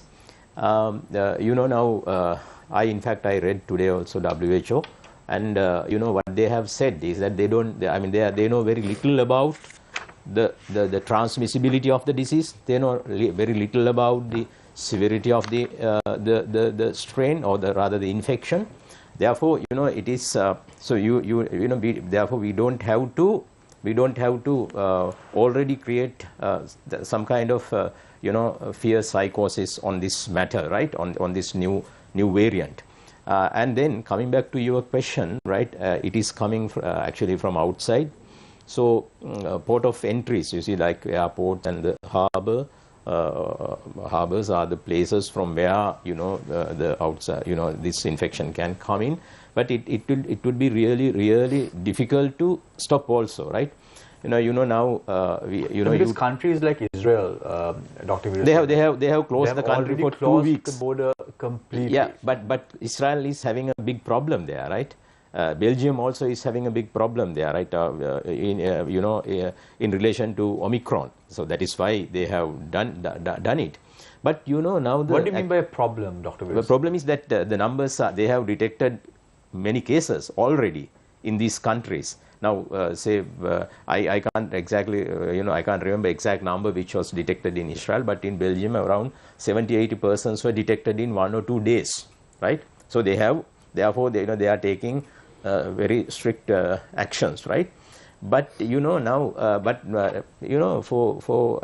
mean, we can use this opportunity to raise awareness among the public on this matter, right? The most effective action a country can take is to achieve the vaccine coverage. Now why these mutations or rather these variants are occurring? Because people are getting infected with the coronavirus because the people are not being vaccinated, and they develop severe illness. In the process, virus is being replicated within the body. The more the virus replicate, the more they can develop the variants or the mutations, right? Some of these mutations, there are thousands of mutations that are happening, but then we start talking about certain mutations when they have some severe implications. Yeah, Dr. Veerasinghe, now you were highlighting the importance of vaccinating the people. Yeah. So in your opening remarks, you said that this whole COVID issue is spreading, new variants are coming because of the selfish actions of certain countries. Yeah, you said that. Yeah. Now the World Health Organization, I think a couple of months ago, when countries started rolling out booster shots, they called on rich countries to give these vaccines to the African countries. Because you see, even the latest variant, it came from Africa. So those are countries with less than 10% of the population even receiving one dose. What is your stance? Do you think that Sri Lanka should go ahead with the booster doses, or how are you trying to fit these two in? Yeah, you see that now, in Sri Lanka, giving the booster is a protection for us. But WHO, being the World Health Organization, they look at from the world's perspective, right? So they want the entire world to be vaccinated before certain countries are giving boosters and 4th doses and 5th doses, which is not happening at the moment. That is the problem. Say United States, for an example, is having 2.6 billion doses of vaccine doses stored in their country, and you come to UK, several times they can vaccinate the population with the doses that they are storing, because that they want to give the third dose, and then they think that they might need of giving 4th dose, like that, you see, while the Africa is not being vaccinated. Since Africa is not vaccinated, there are high chances of getting more and more mutations or variants, and some of these variants could be very serious ones. But then the other side of the story is that though they are storing many millions or billions of doses in their countries, nearly 50% of population in some of these countries refuse to receive the vaccine. Now, so when the mutations are or severe variants are occurring in African countries, they can come to these European countries where people have not received, and this is what is going to happen now in Europe. WHO is predicting now the Europe is going to have a very difficult time. Yeah, Dr. Veerasinghe, now we saw President Gotabaya Rajapaksa making a statement saying that the 3rd booster shot should be rolled out to those who have received their 2 doses as well. So that is those above 20 years of age as well. Right now, the government has a proper plan to vaccinate those who are above 60 years old as well with the booster shot, and also those who are in the front line as far as the vaccination drive is concerned. Do you think the vaccination drive this time around, as far as the 3rd booster is concerned, is successful? The booster is, they are just starting, right? But now the vaccination overall taken, now with the first dose, right, we have vaccinated over 98% of the eligible population, right? That is above 16 at the moment, above 16, that is the eligible population, nearly 98%. With 2 doses, we have above 85%, actually closer to 86%. There also we have a small issue, because there was a wrong kind of messages that went among, or rather spread among young people. So some of these young people in the younger generation, they refused to receive the vaccine. There, of course, government did not take appropriate actions to attract them for vaccination. That is one side of the story. So, but first and second doses, we have done well. I would say we have done well. We over 85% of the eligible population has been vaccinated. Therefore, we have that kind of protection. But having said that, you need to understand, 15% of eligible population is still not given the second dose, and of course, children are below 16. That is around 5 to 6 million of population below 16, right? They are of course not vaccinated. So if we, if there are chances of coming in these kind of variants, we of course don't know the severity of this new infection yet, according to WHO. But if severe ones, can spread to our countries, then we also will have a difficult time again. But then with vaccines, actually, we have to still maintain our other health practices such as mask and distance and washing hands and kind of things. All right. Pradeep, have you got your booster shot? No, not yet. Not yet. Are you eligible to get your booster shot based on the government's requirement at the moment? Okay. Yes. Well, why haven't you taken it? I'm considering. If you're a responsible citizen, you have to, as Dr. Veera Singh says. Well, I'm not sure whether I need it because I've had the alpha. Okay. The first shot. Right. The second shot and the delta. So. Okay. I will You're pretty covered. Sorry. Are you satisfied with the government's vaccination drive now? Yes, I think it's very good now. I think they've sorted out the issues they had at the beginning, and it's very effective now. In terms of moving forward, Pradeep, what is the message to the government if you were to advise them on corrective measures that need to be taken? Because I remember you came on the show last time, and when we spoke about the fertilizer crisis, you said if the government doesn't reverse its gear, tough luck, things are going to be bad. And then I posed a question to you, what will happen if they don't reverse it? Then you said the government will probably topple because of this problem. Yeah. Right now, if you have a message to the government, I know you don't have a crystal ball in front of you to predict the future, but what would be that message? I think my message would be to immediately fix the economic problem, which is, the elephant in the room, and which we didn't talk about today. That is really, there's a lot of discussion been going on about the problem, the situation that we are faced with. I don't think we need to go into that, but we need to find a way to get out of it. And what I think is, first of all, we have a huge debt, and we need to restructure that debt. We need to do many things at the same time. You can't go and ask to restructure the debt. Immediately the lenders will say, if you restructure the debt, what is it that you're going to do?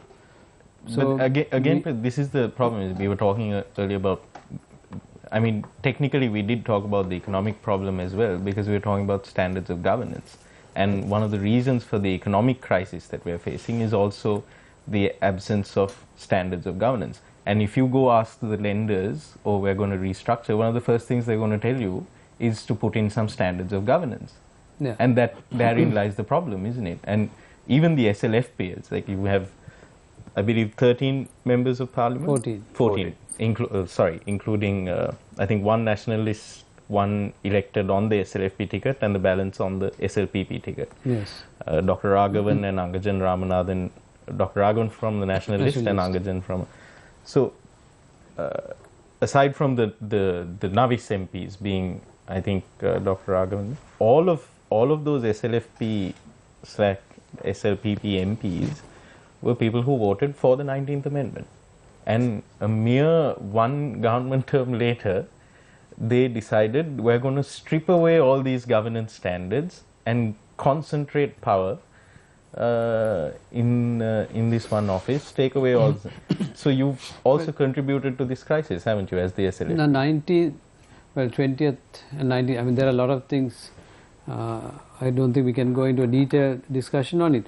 But the problem with the 19th Amendment, I see, is that it took away, yes, it reduced the power of the President, but it created a situation where you didn't know where the power was. And that, as you know, it led to a very, very serious security breach in this country. But the security breach also, one could argue, was caused by the President overstepping his powers. Okay, maybe arguable. I mean, the 20th Amendment, wasn't it the President that told the Prime Minister and the State Minister of Defence that they are no longer welcome at National Security Council meetings? But you can't do that. He could have said, I'm coming. Well, I mean, the Prime Minister also has responsificity, because neither he nor the State Minister of Defence went on to inform Parliament. That's another issue. So there is definitely responsibility there. But I mean, the thing is, if you, okay, let's say that you're saying that the 19th Amendment created a situation where no one knew where the power was. We can debate that on a separate program. What was good about the 20th Amendment? It brought that back. It brought the fact that the concentration of power back. Clearly, constitutional power back to the President. Yes, it may have taken away some of what you call the safeguards of the independent commissions. But I think the key issue is where the President has, whether you like it or not, the President has much more power in the 20th Amendment. And I think there's no system that is perfect. What has the President done with that power? I mean, as someone who campaigned for this President, am I right? I'm not mistaken. Yes. As someone who campaigned for the President, are you satisfied with what the President has done? Not yet. I think he's still got time to go, and I'm hopeful that he can do something significant. But Dr. G.V. Singh is of the opinion the President has lied to them and is not sticking to his word. Yeah, so I don't think there's any system that is perfect. Right? And any system is also as good as the people who are running it. So, and also the safeguards it has in place. Sorry? Also the safeguards it has in place. Yeah, I think any we still have safeguards. We still have safeguards, even though you say there are no safeguards. I think there are still safeguards. We are not descending into a situation where there's a dictatorship. So there are safeguards, and I don't think this country will. But I think there are many people that would disagree with that. As you know, there are people who have come in completely in a democratic system and taken control. So there are a lot of examples in history. So what is the amount of safeguards you can have? But like on Saturday the SLPP, I think Gampaha district leader and a heavyweight within the party, Tourism Minister Prasanna Ranatunga, challenged former President Maithripala Sirisena and the 14 SLFP members of Parliament to leave the alliance if they are dissatisfied. And I think one of the things he pointed out was, 13 of those seats belong to, because they contested on the SLPP ticket, and the nationalist seat belongs, so the only seat should be left in Parliament with the Zangajan Ramanathan seat. Is that why the SLFP is not willing to leave the alliance, because they'll lose those seats in Parliament? No, but the very fact that he made a statement like that shows that we are really pushing our weight within the party and within the structure. So that is the argument you were making earlier. Why aren't we making ourselves heard, and why aren't we? So we are pushing. But his logic is that you as much as you shout, you'll never. We are comfortable by the fact that you'll never leave, because if you do leave, you're going to lose 13 of those 14 seats. Yeah, well, that's a risk that you have to take. No, but I mean, his logic seems quite flawless to me, because he seems to indicate that the SLFP is never going to leave, because 13 of their 14 seats will be lost, because the SLPP party secretary will then be informing the elections commissioner to put the people next in list from their party. And he says that is, or he seems to indicate that is why the SLFP is never going to leave, that you will be there at least until a couple of months before the next election. We contested under an agreement. We contested under the SLPP, the symbol, yes, but it was as a SLFP. But then if you leave the alliance, you've broken that agreement. It depends on the terms. And you lose those seats. And it depends on the terms of Minister Ranatunga's logic seems to be that the reason that you won't leave is because you lose those seats. Do you find any gaps in his logic? That's a political argument that he's put up. So it's yet to be challenged, and we haven't got there yet. Because we are in this power struggle within political parties, is there a power struggle for party leadership within the SJB as well? Not as far as I know. So not as far as you know, but there may be something brewing. I cannot comment. Let me give you an example, because you are not aware of what's happening politically right now in Sri Lanka in terms of power struggles. Partly Champika Ranawaka is also holding many campaigns. He brought in a campaign called the 43rd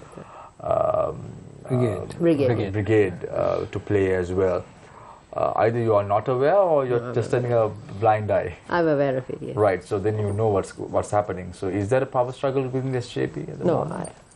See, there can be different schools of thought, different people with different political thinking. So, I mean, partly Champika Ranawaka is very much within the party. You saw when the protest happened, he was very much within the party. You know, he comes to party press conferences. He represents the party. So, you know, within the party, there are certain fractions which they are trying to. It's an ideology that they are trying to bring in. So, it's within the party that is happening. So, because today we saw Arjun Ranatunga, who joined the UNP, contested the UNP, got defeated this time at the last general election. Saying that he's withdrawing from the UNP because he went for a campaign, but that campaign is not being addressed in the UNP as such. He's moving out of the political party in question. Do you think in the future something of that sort will happen with partly Champika Ranawaka as well? cannot comment. Right. So thank you very much. With that grin on Lihini's face, we go in for a short commercial break. When we come back, it's the final round. Stay connected, stay with Face the Nation.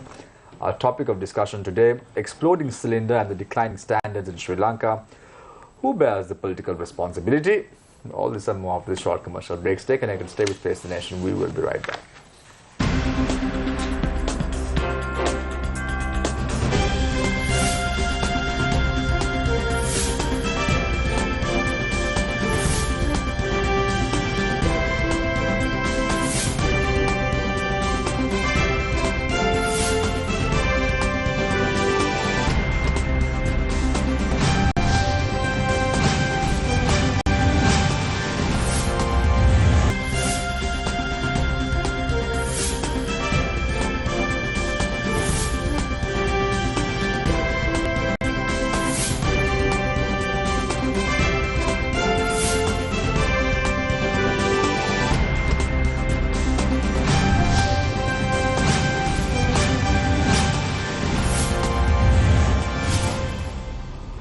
Welcome back. This is Face the Nation.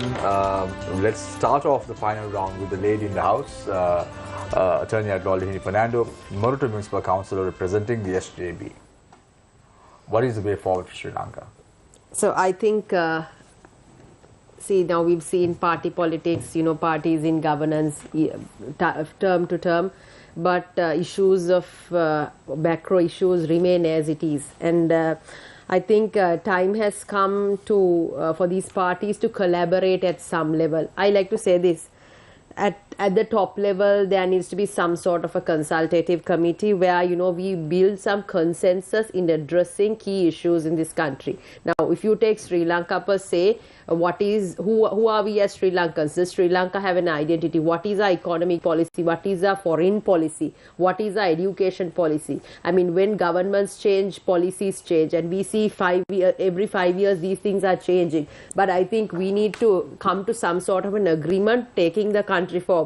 See, it is clear that whatever strategies every government has put in has failed. We have a forex crisis, we have a debt crisis, we have, when it comes to social issues, there are crises. So I think, irrespective of party politics, there needs to be some level of consensus that these politicians will come to one common platform. And I think, SJB should make that way forward and collaborate with the government. And also politically now, what we have seen is political parties, they're defining the structure to ensure that they remain in power. You know, when they come to power, their henchmen are given and political crony capitalists come forward, and then, you know, inconsistencies in governance. And then at one point they will say one country, one law, and the politicians are the first people to break the law. And then you have things like the 20th Amendment coming in with a executive presidency who is above the law. So, you know, when you look at all these things, how things have progressed in Sri Lanka, say from 77 onwards, I think all parties who have been in power must take responsibility to the collapse of this country. And it is pointless, you know, we debating all these things in Parliament, because today Parliament is a mere, I would say, a show where they come and, you know, make certain speeches, and it's like entertainment to the public who made the best speech. But at the end of the day, has the problems of the country been resolved? Has it been addressed? I mean, I spoke earlier, when it comes to women's issues, 52% of the population, women's issues are not resolved. Children's issues are not resolved. You see teachers at ground level, you know, protesting for their salary increases. Estate workers' issues not being resolved. Members of parliament just being mere heads. And we saw recently the issue with regards to the Kenya bridge collapsing. And then people like us represent at local councils. We are representatives, but we are unable to do anything because, you know, there aren't any budgets. So, you know, then we go to this whole three-tiered governance structure: Parliament, Provincial Council and the local council. Has these three-tiered governance structures resulted good to the country? This, what do you call this distribution of budgets in Sinhala you call vimadhyagata pratipadana. You know, this mechanism of, you know, allowing the local councils to make, the provincials to make their own policies versus the central government making policies. Now also we see Basil Rajapaksa from the budget allocating enormous amount of money to the divisional DCCs, close to about 100 million. So these kind of things, you know, has it resulted? So I think it's resulted in towards development. So I think, you know, time has come to take a reality check, take a fresh look in the whole governance structure of this country, and, you know, collaborate at some level to take this country out of the present crisis. Thank you very much, Lihini, for your thoughts. I now move my attention to Pradeep Jayawardena, Councillor, Colombo Municipal Council, representing the Sri Lanka Freedom Party. Way forward for Sri Lanka. I think first of all we need to look very seriously at the economic crisis we are facing today, because if we miss even a single repayment on one of our loans, we are in trouble. And at the same time, if we are not able to import fuel and we miss payment to one of our fuel suppliers, we are again in trouble, because if fuel is not there, the whole country will grind to a halt. So looking at this critical situation, you need to do several things at the same time. You need to restructure the loans, you need to cut the costs, and you need to bring in investment into the country, and at the same time you have to sell some of the assets which are unproductive, and the enterprises that are not productive and losing money, you need to do something to either restructure them, privatize them, or close them down. So very, very drastic action that the government has to take. All of these things have to be done concurrently at the same time, and to do it you need, most of all, you need confidence. You need confidence of the government, the people who are involved in it, the lenders, the suppliers, and the public. So at the moment there is a crisis of confidence as well. So we need to build that. And I think I'm going to make another prediction. I think the IMF will have to come in. The government will have to talk to the IMF about this, because without a key financial institution like the IMF, who will bring in the confidence and bring in the financial capability, you won't be able to do something like that. So unless you do all of these things simultaneously, I think we are in a very, very serious economic crisis at the moment. So that's what I feel is the way forward. Other countries have done this. Countries like Malaysia have been in this kind of high debt situation, and they have been able to move forward by creating, you know, innovative ways of restructuring the economies, bringing in investment. One of the programs that Malaysia conducted about 10 years ago, they were able to bring in $400 billion commitment from the private sector to drive the economy forward in 12 key areas. So private sector will come in and give the money if they can see that there is benefit, and that you can, and all of this money was not foreign investment. Most of the money came from Malaysia itself. So Sri Lanka also has many companies that will invest, but confidence is the key, and there must be a clear plan. Thank you very much, Dr. G. Veerasinghe, General Secretary. Pradeep Jawardhan, Council of the Colombo Municipal Council. Interestingly, Pradeep, when you said the private sector in Sri Lanka should get involved in the nation building process, my only hope is that the rich politicians in Sri Lanka who have accumulated so much of money, amassed so much of money over the years, by being in politics should also take that to heart and start investing their money in the country as well, rather than taking it outside, given the fact that the Pandora Papers make startling revelations on Sri Lankan politicians in the island. Having said that, we now move to Dr. G. Veerasinghe, General Secretary of the Sri Lanka Communist Party. Yeah, so during last 4 decades or so, we have not seen the private sector coming and investing in Sri Lanka, and actually we don't know the money that they are earning, where it has ended up. Right now, when it comes to the immediate crisis, I would like to suggest that the country is in need of the contribution from all political forces, right? That is one urgent need, but of course the government should be able to harness or to obtain that support, right? I don't know whether the government will be will act in that way by looking at the way that they have acted in the past. And talking about IMF, the country has gone to IMF 18 times in last 2 or 3 decades, probably 2 decades, right? 2 plus decades, and 16 times out of those 18 it was during UNP governments, and once it was during tsunami, and the second time outside UNP government, it was probably during world financial crisis. All these 16 visits actually, or 16 interventions by IMF probably probably have not achieved what they were preaching.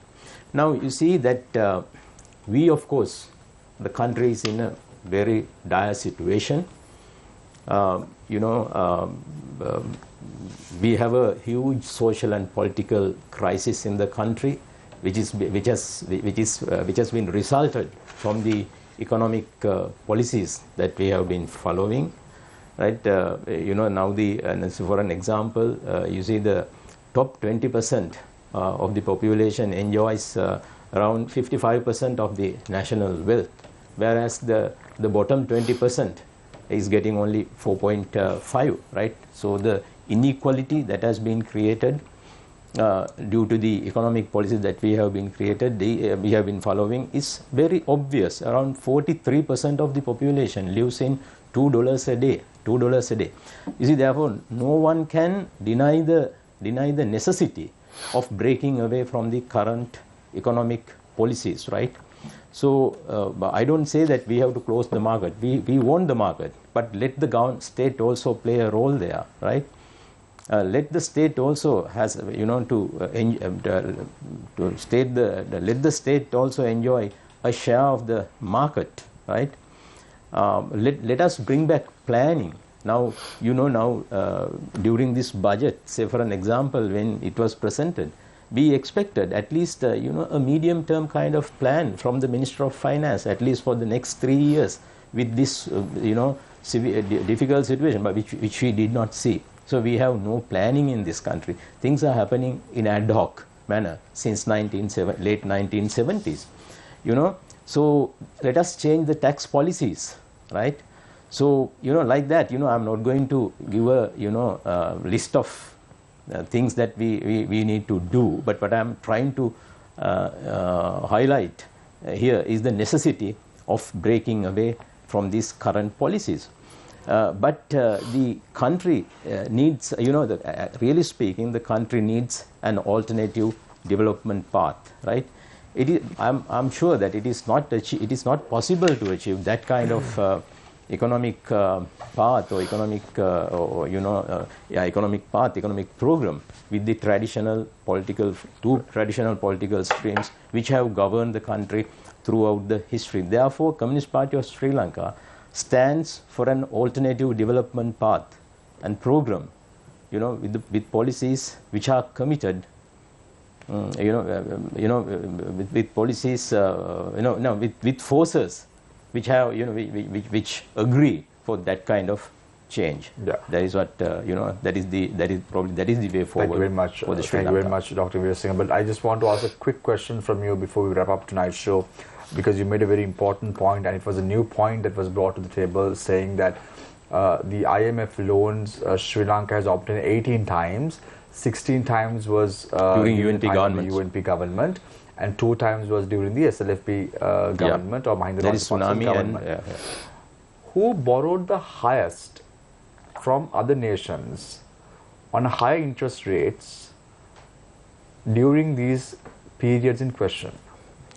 It's a very interesting question. Now, at the moment, if you take the debt structure, right, around 47% of our debts are from international financial market, right? Around 10% that we have taken from China, around 10% we have taken from Japan, around 10% we have taken from World Bank, around 13% we have obtained loans from Asian Development Bank. And the Chinese, this is the popular myth that people are talking about. When you talk about Chinese loans, 80% of them are on concessionary loans. You can work out the thing. The Chinese loans altogether about 10%. It is around actually 3,000 something plus millions, right? Out of 40,000 or even more than that millions of US dollars, right? So therefore China is not the cause of the debt crisis of Sri Lanka. Was it the Rajapaksa administration? No, whatever the administration. We have been taking loans from China not only during. No, because when you take loans from the IMF, I don't think Shami's question is only about loans from China because it's not, and it's not just loans in general as well. Even if you look at what you mentioned, 47% being through financial instruments, basically bonds. Look at the number of bond issuances that have been, the different types of bonds. Because when you can you honestly say that all of that the majority of that, given that in the past, since if you look at from 1994 to date, the UNP has only been in power between in that time the turn of the century for a couple of years, and then the Yahapalne administration, which was technically UNP SLFP combined. So if you're saying that in all of that time, all of the debt was taken in these 6 years, I think that is not factual. No, I think because if you're saying that you have to go beyond. I think you have to go beyond. And Mahinda Rajapaksa's administration. I'm talking about from in the past, from 1994 to 2021. If you're saying that which is one of our highest, which is when the bulk because most of the time, Dr. Veerasinghe, let's start from 1978, right? Yeah. That is the time that you have to start from. Yeah. 740 million US dollars. That was the debt that we had in 1978. In 1989, it became to 5,000 US dollars. Like that, I can tell you all the figures. What was when we? But only. When nothing, let's wrap up. Yeah. No, but the point is, Dr. Veerasinghe, when you obtain the standby arrangements or from the IMF, it comes with stringent regulations of a payback, like privatization of public enterprises. These kind of things. Right. which have put us in this right. trouble that we are living in. Because anyway, right. Never mind. So we leave it at that. We don't want to go in for further debates on these matters now. I just want to get some clarity on what you said. That's about it, Dr. Veerasinghe. Usually I don't pose questions in the last round as well. So thank you very much, Dr. G. Veerasinghe, General Secretary of the Sri Lanka Communist Party, Attorney at Law Lihini Fernando, Murata Municipal Councillor representing the SJB, Pradeep Jayawardena, Councillor, Kalam Municipal Council representing the SLFP. I leave you tonight with the quote as I always do, but before that, thank you very much, Nadeem. Thank you very much, Hassan, for joining us this evening on Face the Nation. Leaving you with the quote, as I always do. Just because you do not take an interest in politics doesn't mean politics or politicians won't take an interest in you closer to an election. Take care and good night.